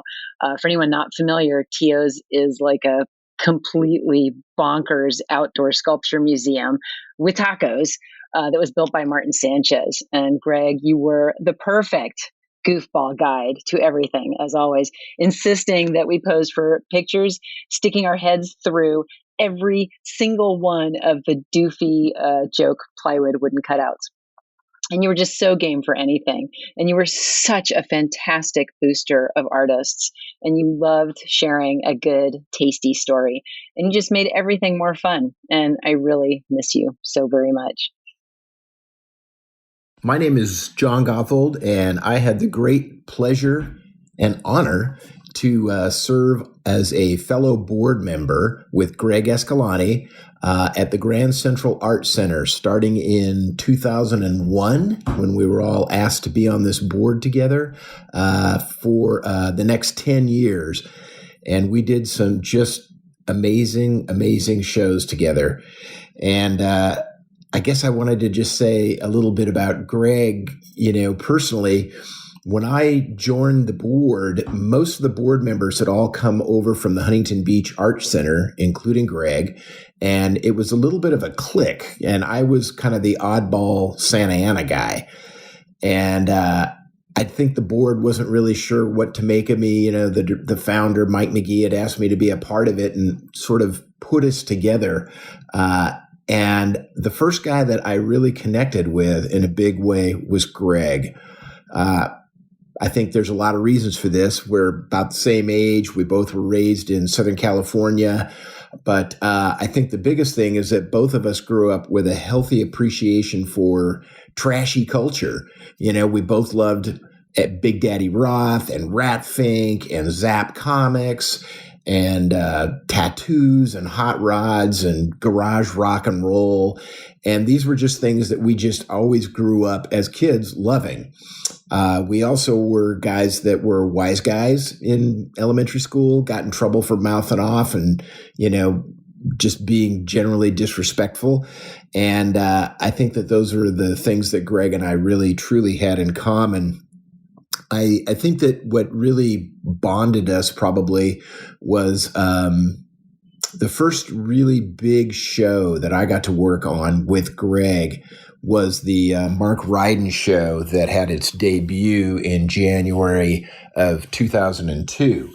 And I remember in some of those discussions with the board about Mark Ryden, Greg was trying to explain to some of the board members who didn't know who Ryden was, how amazing he was and how this show was really going to be a significant thing. And a lot of the board were just not real convinced, especially when Greg said that he wanted to produce a catalog and it needed to be a really nice, full color, beautifully designed by Mark himself catalog. And he was trying to get the board to cough up the funds to help pay for it. And I had known Mark since he was a student back in the 1980s at Art Center. He was a student of my wife, Janice Lowry. Met Mark when he was a student, hired Mark to do some commercial illustration work for me when he was just getting started at my ad agency. And we'd been friends for a really long time. And so I'd followed Mark's career. I'd been to all of his shows, which at that time there weren't that many yet. And I knew that he was going to be huge in Orange County. This was the first time he was going to have a show in Orange County. And so I basically stood up in the board meeting and I said, I think that we should support Greg on this. I think we should pay for this. And I also think that we will sell enough catalogs on opening night to make all of our money back. And everybody just kind of looked at me and looked at Greg and they said, okay. And it was the biggest show that Grand Central had done up to that point. It was insane, the amount of people that came. And yes, we made all of our money back on opening night. And I think that, after that, Greg sort of, he kind of looked at me as a real ally who was a true ally, not a political ally, not a learned and educated ally, but somebody who genuinely liked a lot of the same kind of crap and funky cool shit that Greg did. Many of the people that we worked with, through the university were professors, and they were highly educated and understood all of the different movements in art. And they came at it from kind of a cerebral point of view, but I think Greg and I connected because our love for this stuff was very visceral. It was from the gut. It was from the heart.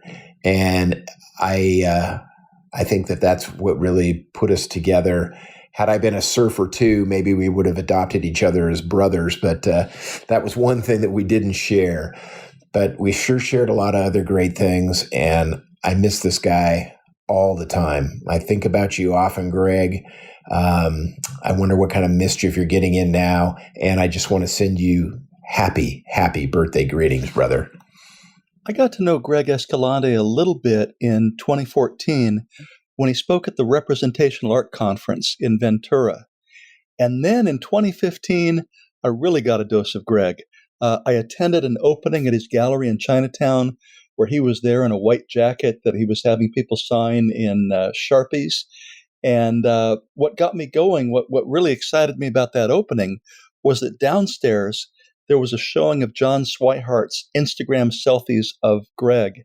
And they were hilariously funny. I was amazed that Greg had let himself be the center of so much fun.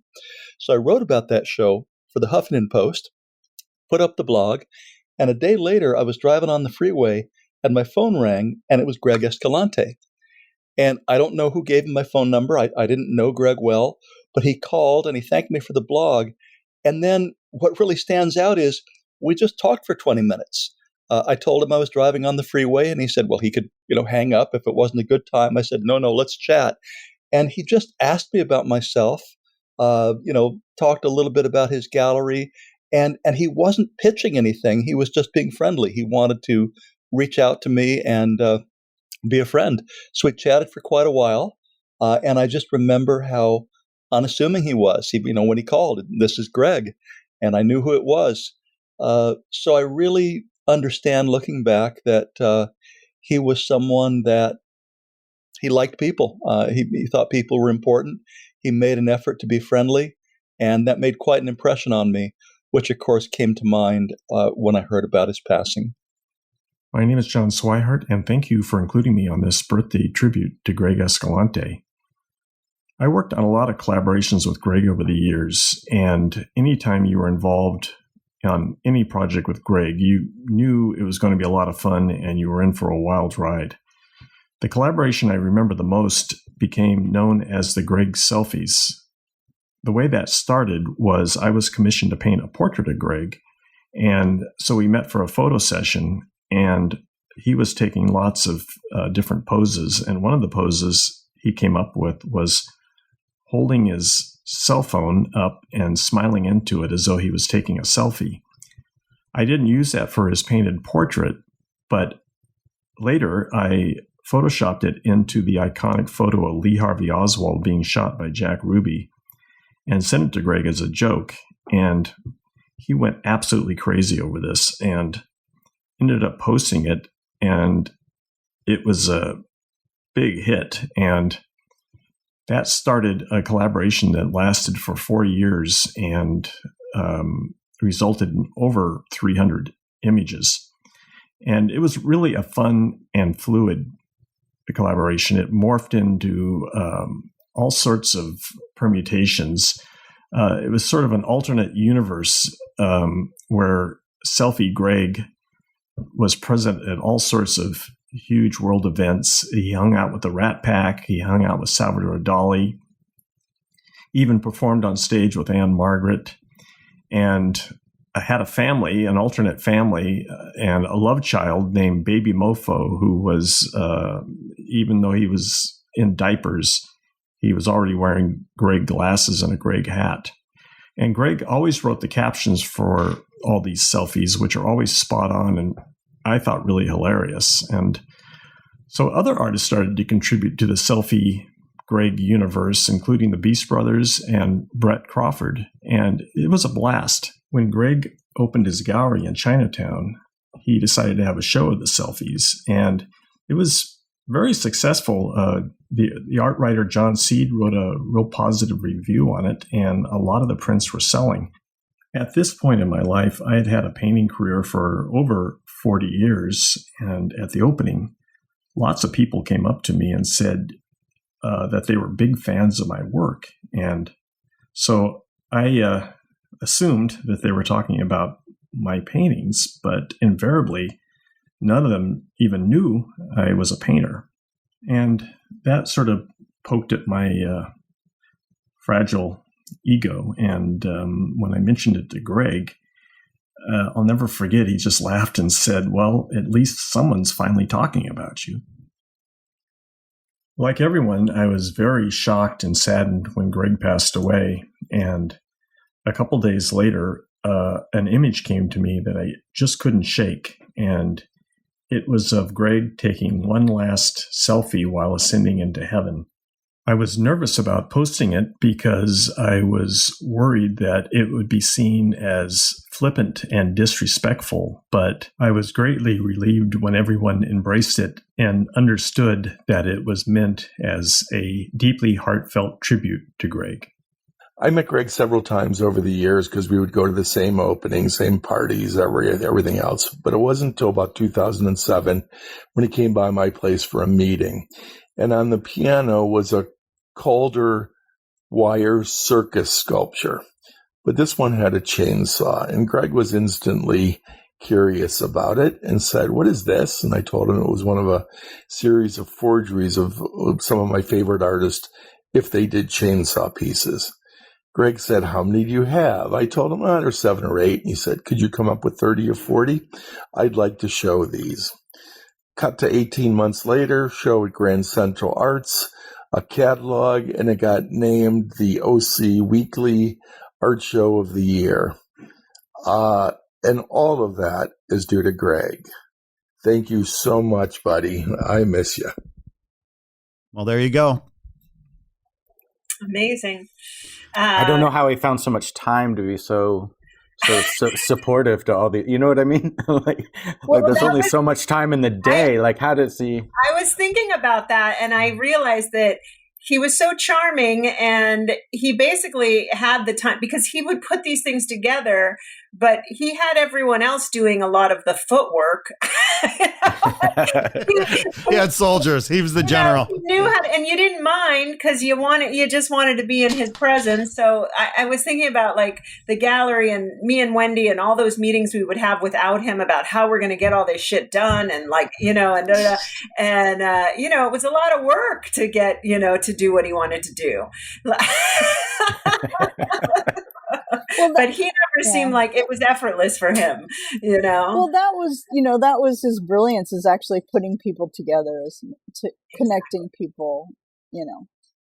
He said the first time we worked together, I think, Wendy, you recommended me to him to do PR for the Odd Nerdrum show that he was doing. He had this whole idea about bringing Odd Nerdrum to the United States and calling Odd Nerdrum lowbrow art. And he was like, I think I need a publicist. And Wendy had recommended me. And we didn't even know each other that well, Wendy. And I was like, okay. And so I met with him, and we met outside in Chinatown, and he's telling me the whole history of Odd Nerdrum and all of this. And, you know, right out the gate, I got his pitch. Like, he basically was telling me how to pitch it, you know, and I got the pitch together, and I immediately went out to LA Times, and they picked it up, and we got the story was going next week, and they did the whole thing, and he was so stoked.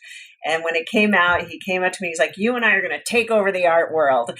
And he would always say that to me. And I was just like, "Oh my God, we are. I'm going to take over the art world with Greg Escalante." I later found out he said that to a lot of people, but nonetheless, you know. Pied Piper strikes again, right? Right, exactly. Wendy, you talked to, you mentioned when he discovered Robert's work on the cover of Thrasher, you know, and sort of had this like aha moment of like, oh, there's the good art. It's like, what do you think? Like, what did he mean by that? Like, he wasn't using the term lowbrow so much, certainly not way back then. Well, but he was just looking for something that that inspired him, or that, you know, it sounds like maybe he was like sort of thirsty for art that spoke to him in a certain way, and when he found it, he knew it. Well, that was the thing. I don't think he was looking. I think it just like smacked him in the face. It was like everything that he, it was like, you know, everything that he like grew up with, everything, you know, that influenced him was like in this painting. You know, everything that inspired him was just like right there. You know, all the pop culture and the, you know, he was a surfer, and, you know, he grew up in, you know, like Huntington Beach or Orange County area, and just like everything was in that painting, and it just like spoke to him. I mean, yeah, the narratives of the painting, yeah, I think really, and a lot of them had like chaos and just like so much stuff going on, and I think he just was really drawn to that. But it sounds like to me, this is a story of true love, right? like two forces coming together, and you know, it's like you know, hello, you know, T and T, you know, boom, or whatever, right? It's like it was a love story. They found each other. For sure. I think it was even a detriment to his other, you know, romantic relationships at times. The mistress. I was curious, Wendy, what, just when you mentioned that Greg had found Robert, and what gallery was Robert selling at? Where was he? Was it Tamara Bain? Where was he at? Back then, like, was it Tamara Bain? I don't recall if it was Tamara Bain. I think it might. I feel I think it was Tamara before Bain that. Okay, because the little bit of history that I know is that Mary Karnowski was working at Bain, and she was like a gallery assistant, and she got to know Robert and Greg and all of that. And when she was ready to leave, like they sort of encouraged her to start her own like white cube gallery, and she really worked hard to bring in a lot of these lowbrow artists who had never been, in a white cube space, who had come from like La Luce and things like that were a little bit more funky in the way that they presented work. And she sort of took work into, a traditional gallery space, like Todd Shore and artists like that, and I know, like, I just think, as we talk about Greg and his relationships to artists, his relationships to gallerists were also really unique and fun. And I mean, when Greg would come into a gallery, A, he was a buyer, so that's always exciting. And B, he could make or break a show right there. Do you know what I mean? And I think that the gallerists really loved him. I know Andrew from ThinkSpace, he was a huge mentor of his. And so all these, galleries that are in that sort of level of the art world, he was a really important part of their growth as well. And also the artists that they could, become a part of their gallery systems as well. And they look to Greg for his insights, So, there have been many references to, Greg buying art and artists giving Greg art. I mean, my God, what a collection of art this guy has or must, what I mean? Like, whew, that's a treasure chest right there, isn't it? But that's the thing. In the most beautiful way. Right. But that's the thing is, like, I don't think he really hung on to it. Like, he was into like buying it and selling it. Like, he didn't. He would trade. He would. He's a buyer. Yeah. He's a trader. Right. He would also put art in people's houses. Like, I know tons of people who are like, yeah, Greg just gave me this painting to borrow, put into my.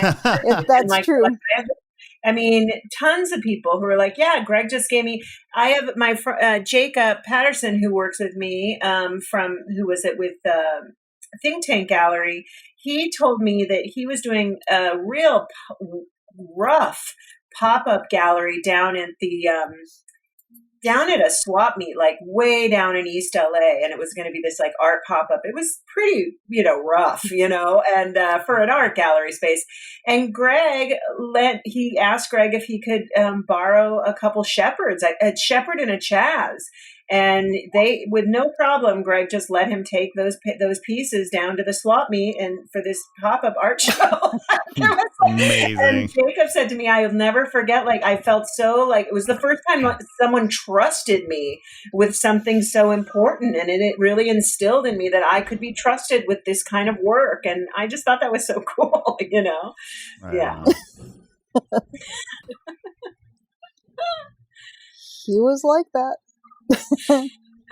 I know you didn't like that work going down the swap meet. Yeah. I just remember he did like drop. I don't know if you were there, Heidi, when he dropped that Chaz piece in front of the gallery. I think it was a print, but he just like was carrying a bunch of pieces. I think he was taking them down to like the an art fair, like down in Long Beach, and he was like loading stuff into his car or dropped. I don't remember. And he had this Chaz, I think it was a print that he had framed, and he just dropped it on the sidewalk, and I was just like, oh my God. Crazy. Yeah, and then he would just like pack his car, the back of his car, just like stacked up full of art. Filled with art and surfboards. Like, this is all this art and surfboards. And you're like, I don't know, man. Like, I just feel like that should probably be transported a different way. Like, and the art was not like, I don't even know if it was wrapped up. There would be paintings that weren't even wrapped up or anything. They were just like taken off the wall and thrown in the back of his car. But he was like that. Yep. I think he just felt like everyone should have art. Like, I think he felt really strongly that everyone should be able to have art. I mean, I think that was part of that, like, though it was like Jeff Gillette's idea, he loved when we did a Jeff Gillette show where Jeff Gillette basically took all these Mickey Mouse, like thousands of Mickey Mouse drawings and things, and threw them all over the floor. The whole gallery was just littered with art, because Jeff Gillette's whole thing is about how Disney art ends up in landfills and all this stuff. So it was all his Disney sketches all over the floor. And basically you could come in, I think it was like for $20 or something, you could pick like 5 pieces and just go. And this is Jeff Gillette, who's like selling and doing well, and you could have these like works on paper. And Greg loved people just coming in and grabbing stuff and being able to just, and they took such pride in it, you know. And I think that he really, you know, especially now it's interesting because after years of an art market that felt very exclusive and not inclusive, I think he was always ahead of his time in the sense that he wanted everyone to enjoy art and everyone should be invited to the party. And whether you can buy art or not, you should be able to, you know, feel it and live with it and all of this stuff. So I feel like he really broke down that barrier too. Even when we were doing the LA Art Show and they always have like the special night kind of thing, you know, where it's only VIPs, he would like fight like hell to make sure all those artists got in, like everybody gets in, you know. And you know, he was just like that, you know. Well, my favorite sales story, because I mean, Greg, he wasn't really into like the hard sell all the time, but that my favorite story is when he sold all those F. Scott Hess paintings for the LA Art Show. Do you remember that? Those little paintings. Actually, I remember he was on the phone when we got those in, because like you can't get an F. Scott Hess painting for like under I don't know what, like $50,000. He's like, you better buy one of these. They're going to go really fast. And I was like, really? And he's like, you better. Like, I mean, I think they're, and I was like, okay. And at that time I made money, but it wasn't in a position to be buying art, you know? And I was like, I don't know. And I asked Wendy, I'm like, should I? You're like, yeah, you should. Well, because you can't. I mean, his work is like, you just can't. His work is at a certain price level. But Greg's like on the phone calling everybody he knew going, you need to buy one of these. But I mean, he was right. But I mean, you know, he sold like all of them in like 5 minutes. It was like amazing. Wow. It was a frenzy. And I love those paintings. Those are, I wish I could have bought one. But I mean, if you didn't have the money, I certainly didn't have the money. But especially like at an art fair, you know, F. Scott Hess's at, you know, smaller at that price point. You know, that was amazing. You know, that was a means for me being a starter collector to be like, okay, I'm going to do that. You know, like that's, you know, I think I had to do a payment plan, but it was fine. Hey guys, you want to hear from some more artists? Yes. Yeah. Yeah, absolutely. Yes. Feliz cumpleaños, Gregcito. It's Ernesto from the Beast Brothers, Carlos and Ernesto East. We wish you a happy birthday. You're not here with us, but you're always, always, always in our minds and in our memories. And we love you, bro. One thing that we always liked about Greg is that he was always down for having food or for adventure. So it was always nice to, you know, go grab some food, paddleboard, and then take a nap. Then wake up again, go for more food, go take a walk, I don't know, play in the swimming pool. We used to have really fun times playing in the swimming pool, making all sorts of games and nonsense. So we miss you. We love you. Take it easy. Bye. This is Christina Drake, and I just miss you every day. We all miss you every day. The thing that I remember most about Greg is I always thought of him as the instigator, that he would encourage you to get into all sorts of nonsense, whether it was paddleboarding in the pitch dark with the water full of little bioluminescent creatures, or spontaneous beach bonfires, or trying new food, new restaurant, you know, eating chicken hearts together and grossing out the Beast Brothers. Just, you were always going to have a good time, and no end to the creativity and the encouragement. So happy birthday, Greg. We miss you every day. I am Robert Berman, owner of Robert Berman Gallery. I wanted to wish Greg a happy birthday. He's been a friend of mine since the 80s when he first bought a work of art, by Greg Gibbs, which I believe he has told me was the first work he had collected. And I'm still working with Greg, and I'm sad to say that obviously we're not working with Mr. Escalante. He's been even though was older and have sold him art, he became a mentor to me in his approach and his fearlessness in collecting, showing, and representing the artists which other galleries did not show. Anyway, my hat's off to him. So keep on trucking wherever you are, Greg. You were truly a great collector and a amazing dealer. All the best. Yes, my friend. That's what I'd hear on the other end of the phone when there was some event coming up, an artist opportunity, time for tacos. My name is Greg Gibbs, and I always thought that was our special code. Little did I know that he used that line with everybody. And I guess that was his own way of making everybody feel special. I was honored to put together an artist remembrance article for Juxtapoz Magazine in honor of Greg. And it really made me realize how many lives he touched, how many artists he cared about. I miss him every day. Happy birthday, RC. Cheers.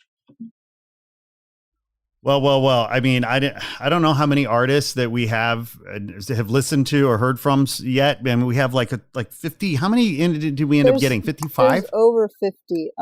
Let me look. And to be clear, it's artists, collectors, patrons, friends, but so many. I think 50 important people here. 56. Wow. And I mean, let's be clear. These people did not hesitate. Right. I mean, there was no work chasing these folks. I mean, they were generous and expedient with their generosity. Someone above and beyond to be able to. Yes, exactly. Absolutely. Exactly. Absolutely. Yeah, man. I mean, some of these names, it's like the who's who. It's like crazy. Liz McGrath. I mean, come on. Jorge Gutierrez, Shag. I know. Wow. I mean, Camille Rose Garcia. I mean, the list goes on and on and on and on and on. Well, he was so supportive and even kind of like even with Jorge Gutierrez, wasn't that his first sort of art show coming out of animation and illustration? Absolutely. So he also kind of created avenues, like new avenues for Liz McGrath, I think also, right? Yep. Like it's like it wasn't even just support; it was like aspirational and motivational and like supportive and like, you can do this, try it, do this.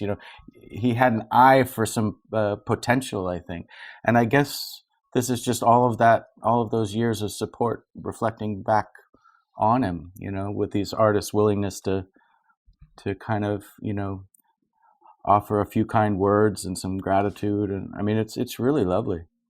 Yeah, I think he is, when I talk to, I'm out, I'm still even COVID, but, out and about in the galleries and stuff. And he's a great presence that's missed. You know what I mean? I don't even mean, I don't mean the close personal friendships, just in the community. People really miss seeing him at art shows and just being around. There was just an energy from him that made everything a little bit more exciting and interesting, and and you kind of wanted to see the stuff that Greg was looking at and like what he was interested in, and and so him not being here is I think people really miss him. So I think, everybody is looking for an opportunity to talk about him and remember him and to feel like he's in the room for a minute, Well, and I think what people were telling me was that the fun is like missing, like the fun in the art world, because he made everything fun. Like we had all these openings and there was 1 million people and it was fun and there were bands playing and there was food and he just made Our it openings fun. in Chinatown were so fun. They were I have to insane. say, I work on a lot of different events and I'm very lucky to work on a lot of fun things, but those Chinatown openings were just the most amazing special time. I mean, we'd have that entire street just filled with people dancing and drinking and talking and about art, and it was amazing. And that was all him. They all came for him. Yep.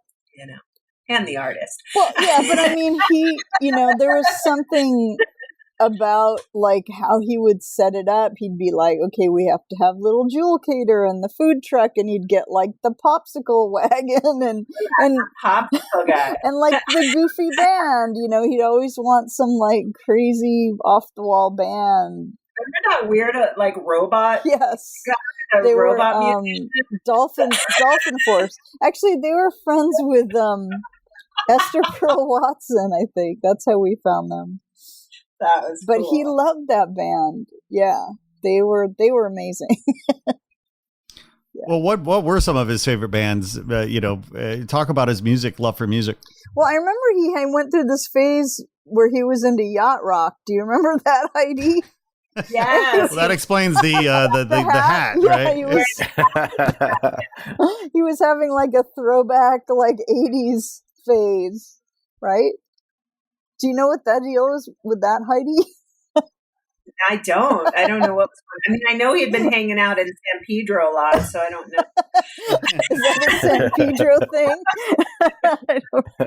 I'm not sure, but and then like the whole psychedelic thing, the Orange Sunshine Show and like all that like hippie music. And I mean, I honestly don't know. I think he liked everything. I mean, I always assumed that he liked surf music. I think I made him a mixtape once that had a lot of surf music on it. He said he liked it.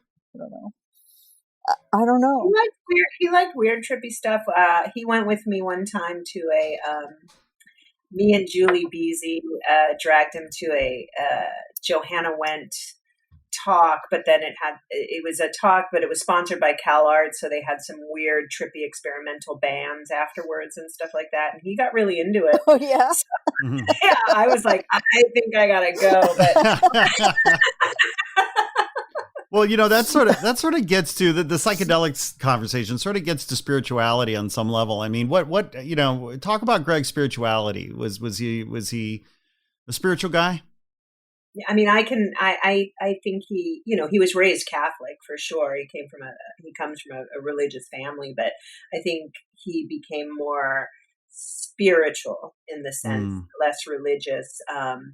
And I think that, obviously the ocean, and, that was a big spiritual spot for him, and being able to paddle out and surf and things like that. But, as far as the psychedelic stuff goes, I mean, I think he just, I don't know specifically what he believed, but I think he believed there was a force bigger than us that sort of, guided us and things like that without bringing religion too much into it. That's not to say that he appreciated, I think, religious iconology and things like that. And he, but I think he kind of wiggled his way out of the heaviness of religion. And do you know if he ever made it to the Vatican as a Catholic? I don't know. Do you know, Wendy? I know, that's a good question. I don't know. I know that he went to Spain not that long ago, but I don't know if he went to the Vatican. No, I don't know of him going to Italy in the time that I knew him, but I would imagine if he went, he probably would have gone to the Vatican. There's a lot of art there. Cool stuff, though, that he would, like, they have, like, weird stuff there. But I consider myself to be, a somewhat informed person, and I thought that I understood and had a realistic understanding of the wealth and power of the Catholic Church. Until you go to the Vatican, can't really understand. It's incredible. After I just recently went for the first time a couple of years ago, and It is. At first it's very exciting. You're in the Vatican, and after an hour and a half, you're just like, this is intense, all this money, and it just feels so, and I mean, the treatment of women in some of these sculptures. It's a little obscene, really, isn't it? It's really intense, You're like, by the end of it, you're just like, wow, man, that's heavy. I don't feel inspired at all. I just want to see the relics. I'm just like, show me the body parts. Yeah. Well, they got the bones of Christ. That they just don't want you to know that. But yeah, I just know a guy like Greg is not gonna. I mean, he shows up in the Vatican. I mean, he would have loved it. I know, but I'm sure he saw it. Wendy, I'm curious. Like, I don't even really know when or how you met Greg. Were you already working at Google, or like how did that go down? That's kind of a long story. Okay. But I'll try and give the short it's a podcast, Wendy. We got all the time here. Well, it's my show. We can go as long as we want. What's really weird is that my older sister and brother-in-law knew Doug Nason, who was his partner in Copro. So I kind of knew what Doug Nason was up to for years. Like even when Doug, because they first started selling prints, like prints by Big Daddy Roth and stuff like that, Doug and Greg. But Greg was a silent partner, so I don't think I even knew his name. Like, I knew about Copro Nason, and I had been to Copro Nason, and I knew Doug, because I was a graphic designer, and I was designing album covers, and I was on this committee as part of the Grammys that votes for the album covers before it goes out to all the Grammy voters to vote for best album cover. I mean, a lot of people don't even know. Like, I'm sure that I don't even know if they do it anymore because there aren't even really album covers, barely. So anyway, a friend of mine came to me and said, well, we got to get a Lifetime Achievement Award for this guy. I just met this guy who created the very first album cover. His name is Alex Steinweiss. In 1939, he was the first person to put art on an album cover. And I'm like, okay, because nobody had heard of this guy. Like, if you guys own any 78 records, chances are you have a cover that he designed, because he did like thousands of them. And they're really beautiful. They're kind of like Art Deco-y looking illustrations. They're gorgeous. And then he actually invented the very first like 12-inch album cover. He actually came up with the design. I mean, it's 12 by 12, but anyway. But he was still alive at the time. This was like in 2007 or something. So we were trying to lobby the Grammys to award him with like a Lifetime Achievement Award. And we came up with the idea, well, we've got to do an art show and like show people, what his art looks like. And then that way they'll be like, yeah, we'll give him an award. So we wanted to, and I'm like, well, I'm game. I'll look, research this. Because none of us have, we're all graphic designers. We didn't know how to put an art show together. So I was living on the West Side at the time. And there was this like little farmer's market on Venice Boulevard. And I would go down there all the time. And I ran into LC. Okay, LC works at ThinkSpace with Andrew. LC would DJ at this farmer's market. And he, as part of Cannibal Flower, he had this kind of pop-up gallery right next to the farmer's market. And I wandered into it one day and I just started talking to LC. And the next thing I knew, I started talking to him about the show. He was super approachable. And he wanted to do it. He's like, that's an amazing idea. And he came up with this idea of doing this tribute show to artists that, could, because he thought, well, that would be a really good draw because nobody knows who Alex Steinweiss is. But if you do a tribute show to Alex Steinweiss as part of the show, and I'm like, that's awesome. Like, let's do it. And then he's like, well, you need a curator. And I'm like, okay. And he's like, I'm like, who should I ask to curate? And he's like, well, Greg Escalante. And I'm like, okay, well, I've heard of him, but I don't know him.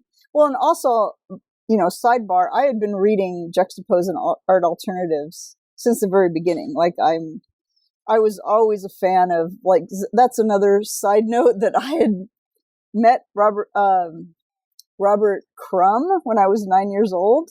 And he gave me, that's another story. But he gave me a stack of Zap comics when I was 9 years old. Believe it or not, my parents let me look at those. That's a whole nother podcast, Wendy. We're coming back to that one. That's an amazing story. So I knew who Robert Williams was. I also had a friend who was like friends with Robert and Suzanne, and like on the hot rod side would like hang out with them. So she would drag us. Well, not drag me because I was a fan, but I would go to like all his openings and stuff like that. So I knew Robert and I had followed his career. Because I had, was a fan of Zap Comics. So I was like into lowbrow art like before it was called lowbrow. So I was in this whole world anyway, and I would read Juxtapoz anyway. So Elsie's like, well, you gotta get a hold of Greg Escalante. So, and then I was kind of in that world. So I had a friend that knew Greg and introduced me, and I just like called him up and told him the idea, and he's like, that's amazing. I want to do it. And like all of a sudden we were best friends. Like that's how Greg was. Like when he found an idea that he was into, like he would just like, he's all in. And he was calling me on the phone like every day. And that's kind of how I got to know him, because there's so many people out there. Like even if you meet Greg and you get to know him, like you don't really get to know him unless you're working on a project with him. Like I know so many people that knew him and saw him at openings and said hi, but like, they're like, he's really hard to get to know. Well, that's true unless you're like working on a project with him, because like we were instant best friends. Like he's calling me every minute. He was so, because he'll like, discover a new artist or a new project, and he's just like all in. Like he was so into this idea because his favorite thing was to like discover an artist that no one's ever heard of. Like this was just kind of the combination of his like favorite thing in the whole world. Like no one's heard of this person. I want to introduce him to the world. Like this is the ultimate. So I wanted to do the show at Copro, and I was like beyond the moon. Like I knew about Bergamot and like Copro Gallery, and he's like, we're going to do this at Bergamot. And I'm just like, oh my God, this is like my wildest dreams coming true. And I was just like blown away. But we couldn't do it at Copro because I wanted to do it at a certain time because like Grammy Week was coming up, and I was trying to do it at Grammy Week.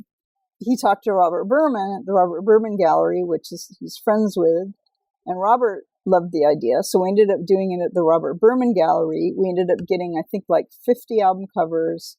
Greg curated this tribute show, which was like all of Greg's artist friends were in the show. But we had people like Billy Gibbons from ZZ Top did a tribute to Alex Steinweiss. We had huge album cover artists like Mick Haggerty. Another one is Tommy Steele, who did album covers for like Tom. What year was that, Wendy? What year was that? The show opened in, I think it was late 2008. Right on. Hey guys, should we hear from some more artists? Yes. All right, let's listen. This is Doug Harvey, LA-based artist, critic, curator, whatever. Greg was one of the smartest, most generous, and most open-minded people I've met. I was going to say in the art world, but actually ever. In spite of the fact that my art practice and critical writing are firmly rooted in modernism and the mainstream art world, and my involvement with the Juxtapoz world has been mostly peripheral, Greg and I shared a lot of wavelength. But I'm sure a lot of people felt that way. Greg was very present. The one thing I want to say for the record is that Greg helped me in my so-called career more than anyone in the mainstream art world. He was instrumental in my getting to collaborate with him on the amazing Rick Griffin retrospective at Laguna Museum, and it was his recommendation that allowed the spectacular aspects of Mel's whole show to come into being at Grand Central Art Center. I'm a little thick about these things sometimes, but as far as I could tell, Greg didn't want anything in return for these and many other favors. He just wanted to make things happen. So happy birthday, Greg Escalante, wherever you are. What's up? This is LC, co-owner of Think Space Gallery, along with my partners Sean and Andrew Hosner. I'm very grateful to Copro and Greg and Gary for giving me my first official curated show in an art gallery. Before that, I was doing an underground art event called Cannibal Flower. It was a once-a-month month event where, I booked bands, I booked DJs, I booked fetish and weird performances, and hung a group show of 120 people a month with one featured artist. And people started paying attention to that. And Greg and Gary offered me a show at Copro. And I think that was just like the beginning for me, where I felt like I do want to have a real art career and own a gallery and do it right and not just do it underground. And because they invited me in and let me do that, I'm very grateful. And I'm going to end it on that note and just say we really miss you, Greg, and happy birthday. Happy birthday, Greg. How I wish that you were here with us to celebrate with your quirky bad self. Yes, my friend. Yes, you are missed. You are thought of daily. Your teachings and influence are with me at every step I take. Much love, my friend. Much love. My name is Suzanne Williams. Greg was a really good friend, and he loved to use the phone. In fact, that's what made him such a good bond broker, because he was really good with the phone, and he was really social. And Greg used to keep in touch with us a lot. He'd call pretty often. And it had been a while before he called this time. And so when he called, I asked him, what happened? Where was he? What was he up to? Why was it so long? And he said he had an ear fungus. And I couldn't resist teasing him about, well, it's because you're on the phone all the time. And then he told me from surfing, he would get water in his ears. And because he was on the phone so much, it turned into an actual serious problem just by virtue of using the phone on top of the water in his ears. So I thought that was pretty funny. I thought it was pretty funny how honest he was about the whole thing. It didn't bother him at all that he had an ear fungus, and it was because he talked on the phone. If the phone rang,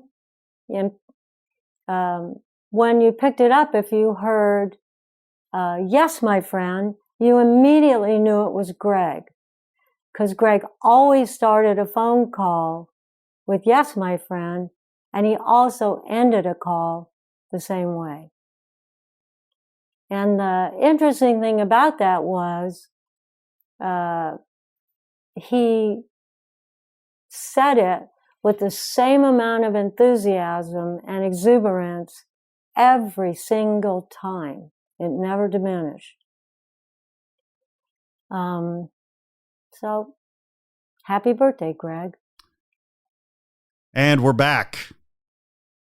This is such a special episode. I mean, I'm just sitting here kind of buzzing. I mean, my I've gotten chills. You know how like when your hair it goes up sometimes on your arm when you hear like just beautiful stories, like that's happened to me a couple times during this episode. I mean, I'm just so moved, that we gathered today and got together to honor Greg and celebrate his life. I mean, this is sort of our our final segment of the show. We've got to, what stories, what haven't we said? This was a tip of the iceberg. There are so many I mean, I'm filtering through my brain. I'm like, oh, what about that Mexico City trip? I know, Heidi, you got to talk about Mexico. Yeah, the best time he dragged me. I was like, I don't want to go to a Mexican wrestling show. It was the best time I've ever yes, you had. do. I was fully screaming and like so into it. He got me to wear a mask. Luchadores. Yeah. And he also, I went on this Mexico City trip with him, and not only did he make me do that, we had all heard about that creepy doll island in Mexico City that's on that like people, like it's creeporama, like nobody goes there anymore. And he insisted. And like, we got this guy, we brought, our friends were with us, somebody spoke Spanish, so we were able to talk to a guy and talk him into letting us, he would take us there on his boat. And we all got there. And it was creepy.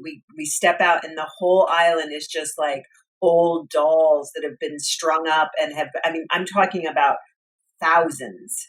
And it's apparently the story or the folklore is that a man who lived there had lost, or a man had lost his child, and he went and lived on this island, and every toy doll that washed up on shore, which I'm like, how many are washing up on shore?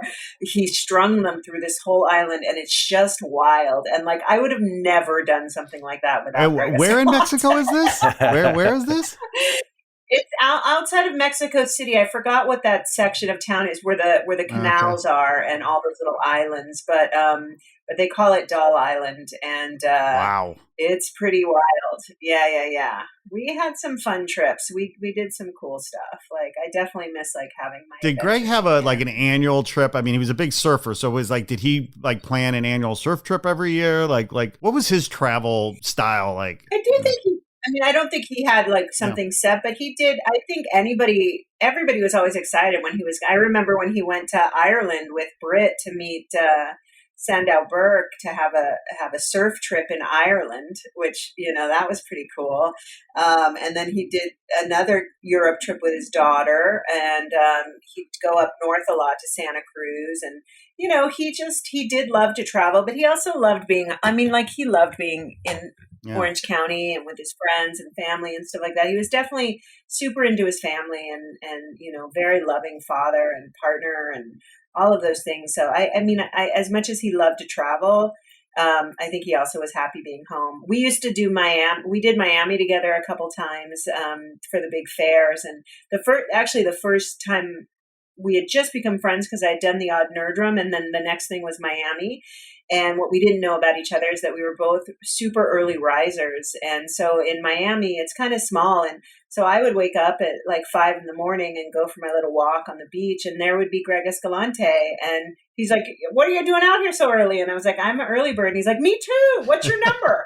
And I gave my number. And then every day we met in the morning and had walks and got smoothies. And ever since that moment, even before I started working for him like full time, he was my morning text buddy. Like, he knew that he could text me at like 4 a.m. and we could like get into it and talk about art and talk about stuff. And, and I loved it. I totally appreciated it.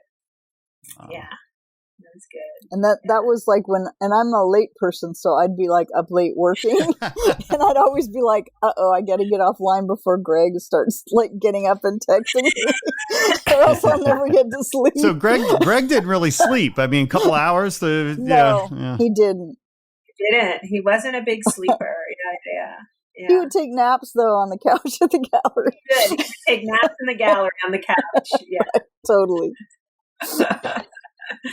With his hat on his head, and he'd just be out. Yeah, that's great. It's funny. Well, guys, I tell you what, this episode is going to go down. I think go down in history. This is such a special time, and all the love and all the sentiment, everybody's generosity of spirit to help us celebrate Greg's life, his work, his birthday coming up. I'm just sitting here sort of speechless. Yeah, we could probably talk about Greg for another few hours. For sure. Maybe, you know what? Maybe we have to start another podcast just about Greg. Yeah, I don't know, call it the good art or something. I don't know, but who knows? But there is so much, and I mean, Hans, how are you feeling, man? It's great, but it does feel a little bit like tip of the iceberg, honestly. So, but I just love hearing it. I just really love hearing people like Shepard and Liz, and I love hearing these kind of personal stories about how much Greg's support meant to them, and I can just really kind of identify with what that means when you have people like that in your life. It can really kind of be your fuel to kind of keep going, and artists deal with so much self-doubt and just kind of weird kind of ups and downs or whatever, And so besides all the great stuff that he kind of did for the scene and for the movement and for the community, on an individual level, I think I just get a sense that he really, really helped a lot of people be the best that they could be in that context, in that way, and, I can't think of a much better way to spend a life, really. Exactly. Well, yeah, that was the one thing I wanted to mention, is that he actually changed people's lives. I mean, Yeah. we're talking Yeah. about Liz McGrath. I mean, she acknowledges that, like, he, and pretty much everybody he came in contact with, right? Heidi, he changed your life. He definitely changed my life, for sure. Yeah. You also really wanted him to be proud of you. Do you know what I mean? I think like you really wanted, I know a lot of people who sort of started with him or he developed a little bit and even went on, you always looked back to make sure he was proud of you, Wow. Yeah. For any sort of thinking, compassionate, empathetic person, right? I mean, we all want to hopefully, right, leave the world a little better off than when we found it. And who knows if I'll do that, if any of us will do that. But Greg certainly did. He the world's a better place because he was in it. Agreed. Happy birthday. Yes, happy birthday. Greg. Happy birthday, Yes, Greg. yes, my friend. Yes, my friend. Yes, my friend. Oh, this is so great. Thanks for putting it together. Oh, thank you guys for joining. And we're gonna hey, we got more birthday wishes coming from his endless list of friends and loved ones. So we're gonna go out with hearing from them. Hi, Heidi, Scott, Hans, and Wendy. My name is Jacqueline Bungie, and I was a friend of Greg Escalante's for many years. And I wanted to thank you so much for doing this tribute for him. Greg, wherever you are, I want to wish you a happy birthday. We miss you very, very much, and I miss you every day and think of you. And, one of the main things that you left behind are memories and also a great love of bringing people together. And so many of your friends and your family remember that. So we love you and we miss you. When we were emerging artists, Greg made us feel welcome and seen. He was generally helpful, inclusive, and searingly funny. Thank you, Greg.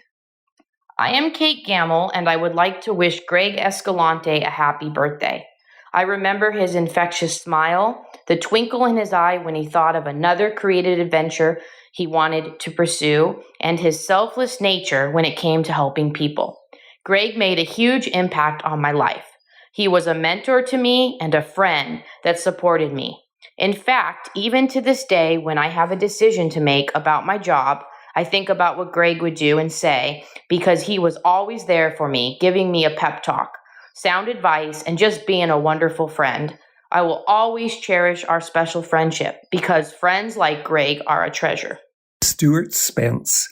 I met Greg in about 89 when Laguna was putting on a show called Papa Moana of Stesic work. And we loved Stesic, and we found that someone else loved his work, and that was Greg Escalante. Bolton Colburn of Laguna Art Museum introduced the two of us, and we took off from there. He taught us a lot about art. We taught him a lot about art. We'd already been, my wife and I, Judy may have a separate message, had already been collecting for 15 or 20 years, but we got a whole new emphasis when we came upon the enthusiasms of Greg. Greg was the most generous person I ever met in the art world. People were worried when they first met him and he went trying to offer them help, thinking, what can it be in it for this guy? Nothing, except that he loved helping people. Real treasure. Thank you, Greg. This is Judy Spence. I go with Stuart Spence. We met Greg, and by the New Year's Eve of 1989, Greg had become indispensable to the two of us. We were at dinner with John Gunnan, and Greg and I were cracking up over the combined insanities of politics, the art world, and the social world. And we realized we needed a motto for the coming decade. And Greg and I together crafted this one: hate, the feel-good motto for the 90s. Oh, Greg, you are with us every single day. Happy birthday. You are alive with us always. Thank you. My name is Alex Reyna, and I'd like to wish Greg Escalante happy birthday.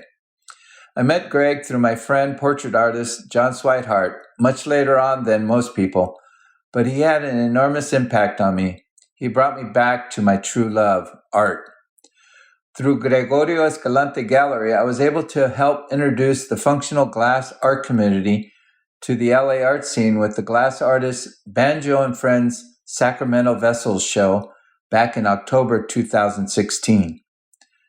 I remember one night after an opening in Long Beach, as we were leaving a taco place and crossing the street, he told me with a big smile, "Thanks for introducing me to this community." In the short time I knew Greg, we shared some magical moments that I will forever cherish. Thank you for bringing me back to the art scene, Greg, but most of all, the art scene truly misses you. Yes, my friend. Hi, Greg. This is Tyler Stallings. I'm wishing you happy birthday, and I'm really missing you.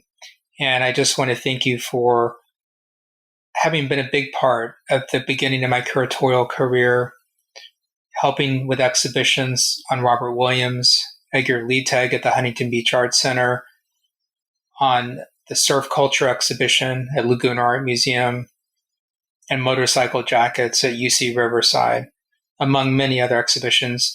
And you were a big part of creating a brand new art movement nationally for the United States through Juxtapoz Art Magazine and the artists associated with it. And I was so happy that I could be a part of that and ride the crazy train with you. So again, thank you, Greg, and I miss you. Happy birthday, Greg, from Deirdre Sullivan Beeman. I'm sure you're partying somewhere out there. Greg Escalante was such a character in his suits and fedora.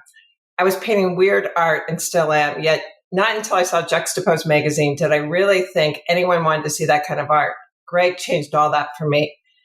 The best story I have about Greg and how awesome he is, I had my first solo show on the East Coast in Brooklyn at Stephen Romano Gallery. I was so nervous about who would come to the solo. I nervously invited the few people I knew in New York, which included a few high school friends that I barely kept in touch with. To my surprise, a few of them came. I had a blast that night, and one of the reasons is a tall man wearing a light blue suit with a matching light blue skinny tie and a brown fedora walks into the gallery. I could not believe it. I rushed over to him in disbelief. "Greg, you are here." I was astonished. He just smiled and laughed. He was in New York for Context Art Fair. He gave me tickets to the fair. The next day, I met him at Context and got to hang with him for several hours and look at the beautiful Ad Nurgrams and walked around seeing art through his eyes. What an amazing treat. Thank you, Greg. I'm forever grateful. Hello, this is Myron Dial.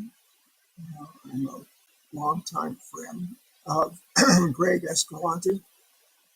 We met some years ago, and without Greg, there would have been very little exposure of my art to the world.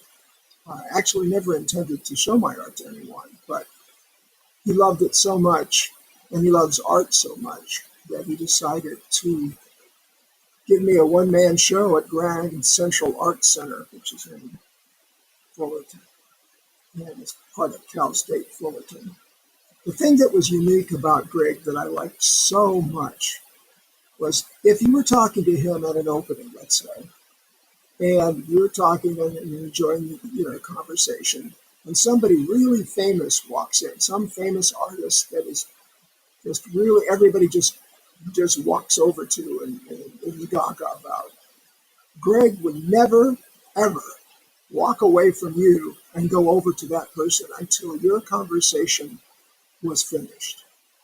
That showed character, and he honors all artists regardless of their status in the world. Very few people ever do that. I was in business for years, and I watched people walk away from other people to the higher-ups and the bigger VPs and all the rest. Greg never did that. He loved you, he respected you, he loved what you did, and if he did, he promoted it to everyone he met. He was the greatest friend I ever had. I miss him terribly. I love him. I will always love him. And without him, there would have been no Myron Dial art online or anywhere else for that matter. So thank you, Greg, and happy birthday and blessings forever. This is Myron Dial saying farewell. Hi, my name is Robert Xavier Burton, and I wanted to wish Greg Escalante a happy birthday. No doubt, he's missed on this day by a lot of people. I met Greg at a time in my life when I was in a pretty bad place about how I felt about the art world and my place in it. I felt kind of hopeless as an artist.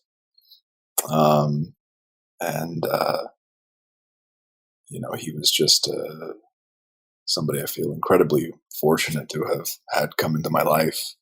He was in an art world that can sometimes feel quite cold and cynical. He was a beacon of light, a fire, and I think a lot of artists felt that. You'd be hard pressed to find too many artists that would ever have anything bad story or bad experience with Greg. He was such a positive man and so just excited by art. Truly a lover of art. You don't meet those people too often, or just absolutely love art, and that made him a risk taker. He was a risk taker as part of his sort of visionary persona. He took chances on things, and I have incredible respect for him because of that. He was, a trendsetter in many ways, but I was trying to think of a story to tell, but I think really just my fondest memory with Greg was in 2017. I had a booth at San Diego Comic-Con, and maybe this was 2016, and he was there in the booth helping me sort of man the booth for a couple of days, and he was so just excited by everything that was there, the spectacle of Comic-Con, the energy of it, and so positive. Again, not an ounce of cynicism, just a joy to be around. Although I do remember him saying that his brother Joe would love this place so much. He said all this stuff was really his brother's thing. All this pop culture stuff, Star Wars and Batman, dinosaurs and things. That was Joe's thing. But Greg, really seemed to have a passion for any kind of art, whether it's lowbrow, whether it's illustration, comic art, whether it's highbrow art, abstraction, naive art. Just any kind of art world he embraced and he loved. And I have enormous respect and admiration for the man, and I miss him a lot. I'm Joe Givens, and I'm an art historian who studies an art movement with many names. Some call it lowbrow art. Others say pop surrealism. I've even heard new contemporary art. Regardless of the name, we all agree that Greg Escalante meant the world to the artists, collectors, and admirers of this scene. I first met Greg when I was merely a master's student. I made this pilgrimage out to LA to see the Art in the Street show. Greg invited me and my mentor Darius Spieth to the opening of the Street Cred show at the Pasadena Museum of Art. I remember getting there and it was like a rock show. There was a huge line to get in. There was this electric energy. Greg met us in line and escorted us in like VIPs. I felt so special. When I got in, I was surrounded by this art that I had seen in the pages of Juxtapoz Magazine, but I had never seen in person before. I was also starstruck. There were dozens of artists that I knew of and I admired so much, but I never thought I would get the chance to meet. Greg was encouraging, and he was insistent that I meet everyone I wanted to talk to. He even patiently escorted me around the space, introducing me to the likes of Mirror One, Jeff Sourdough, Crayola, Saber, Chaz Bojórquez. I just kept thinking the whole time, I can't believe he's spending his night at this big art show helping me, the shy student. I made several more trips out to California, and each one involved spending time at Greg's place and collecting stories from the artists, collectors, and other people that make up the history of this movement. For every profound art movement, there is a patron. For the Surrealists, it was André Breton. For the Symbolists, it was Sarah Piladon. For this new contemporary art movement, it will be Greg Escalante. A man who so believed in the vision and the work of these artists, he would stop at nothing to make their stories heard. Greg was a rare character who loved to tell other people's stories more than his own. And it brings me great joy to know that here on his birthday, his story is still being told and shared by those who loved and admired him. And I think he would prefer it that way. Hi, my name is Kelly Chittister.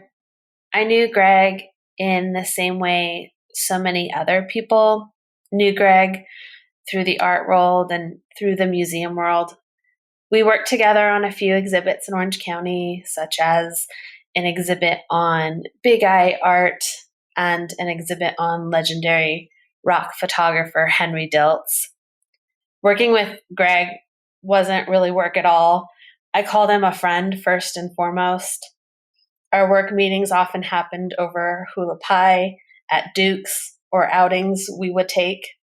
There really wasn't a lot of work that got done. Mostly there was a lot of laughing at his dad jokes and a lot of gossiping.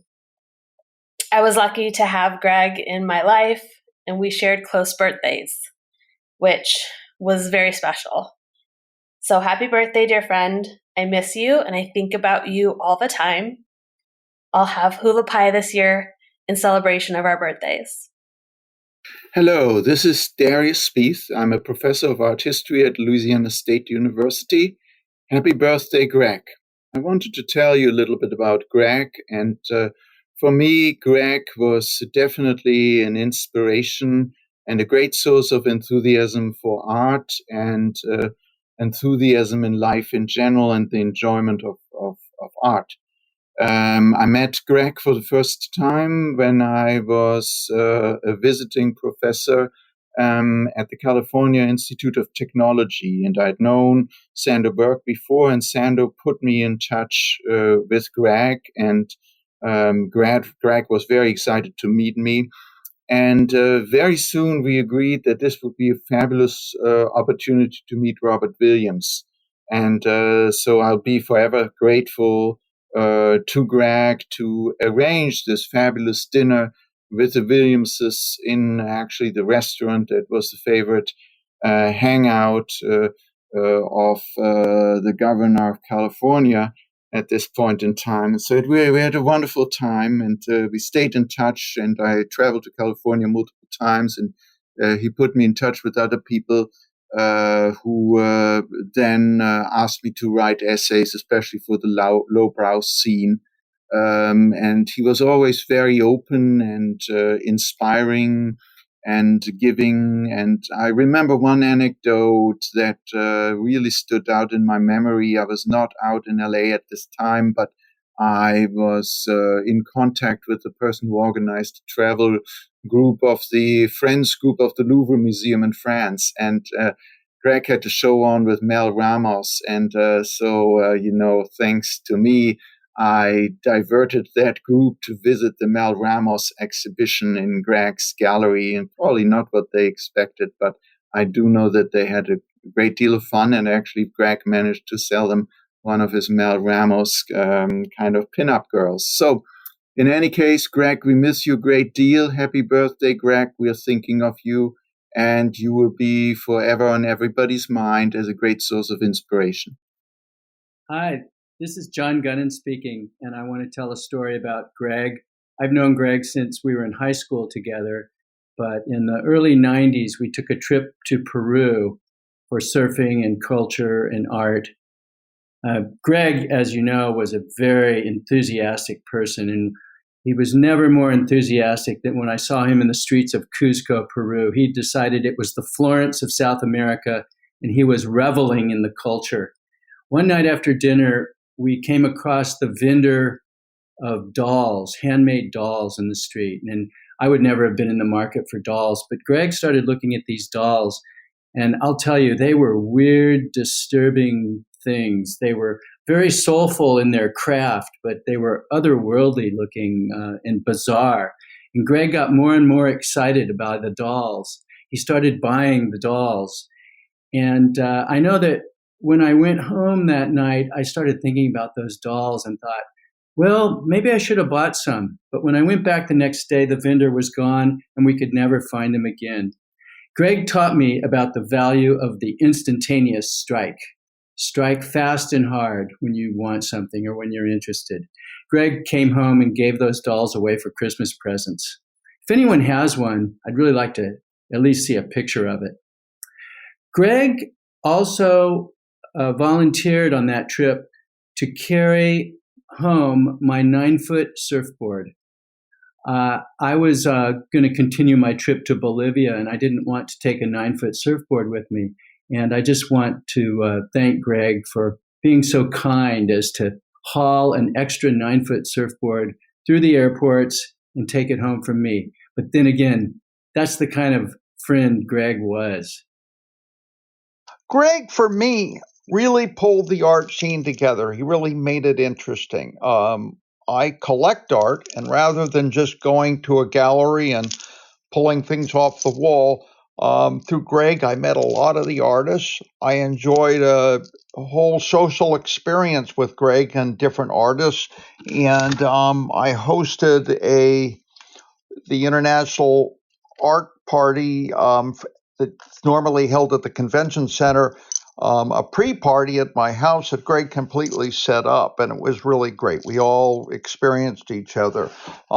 Greg had an ability to introduce you to someone and step back and let your relationship with them carry on. And he was fantastic that way.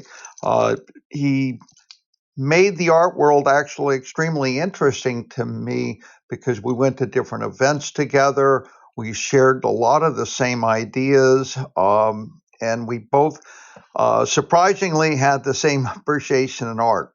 The art inside my home and Greg's home very much looked the same. I greatly miss him, not only the individual and trying to stand up on a paddleboard, but he, like I say, he really tied things together for me. It wasn't a matter of just going to a show and buying stuff off the wall. He made everything an event. I would get a painting and I'd meet the artist and we'd go to dinner later and all this great stuff. It was really fantastic. So I miss not only Greg, I miss how he pulled things together and made art actually an experience rather than just a purchase or mutual appreciation. So that's where it held together there. We had great dinners together. We had great adventures together, and I met fantastic people through Greg. And I miss that the most. You know, it's back to go to a gallery and I look at something on the wall and I do small talk. But he made it very real. He made it an experience. And I guess that's it. I don't know what to say. It's hard for me to describe how neat a person is, but I thoroughly miss him. I haven't met anyone in the art scene as fantastic as he was. I met a lot of fantastic people, but nobody has matched up to Greg related to pulling the whole thing together and making the whole art scene an event unto itself. Okay, sounds a little erratic, but it's tough for me to explain, talk about an individual that I like so much. And we both had actually a personal admiration for each other. And I think other people feel the same way.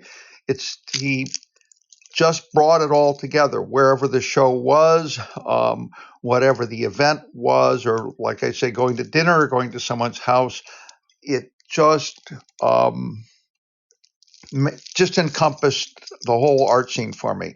Okay, thank you. Bye. Hey there. Thanks for tuning in. Please be sure to like this episode, write a review, and share with your friends on social. And if you haven't already done so, please press the subscribe button and follow us on Instagram at Not Real Art World.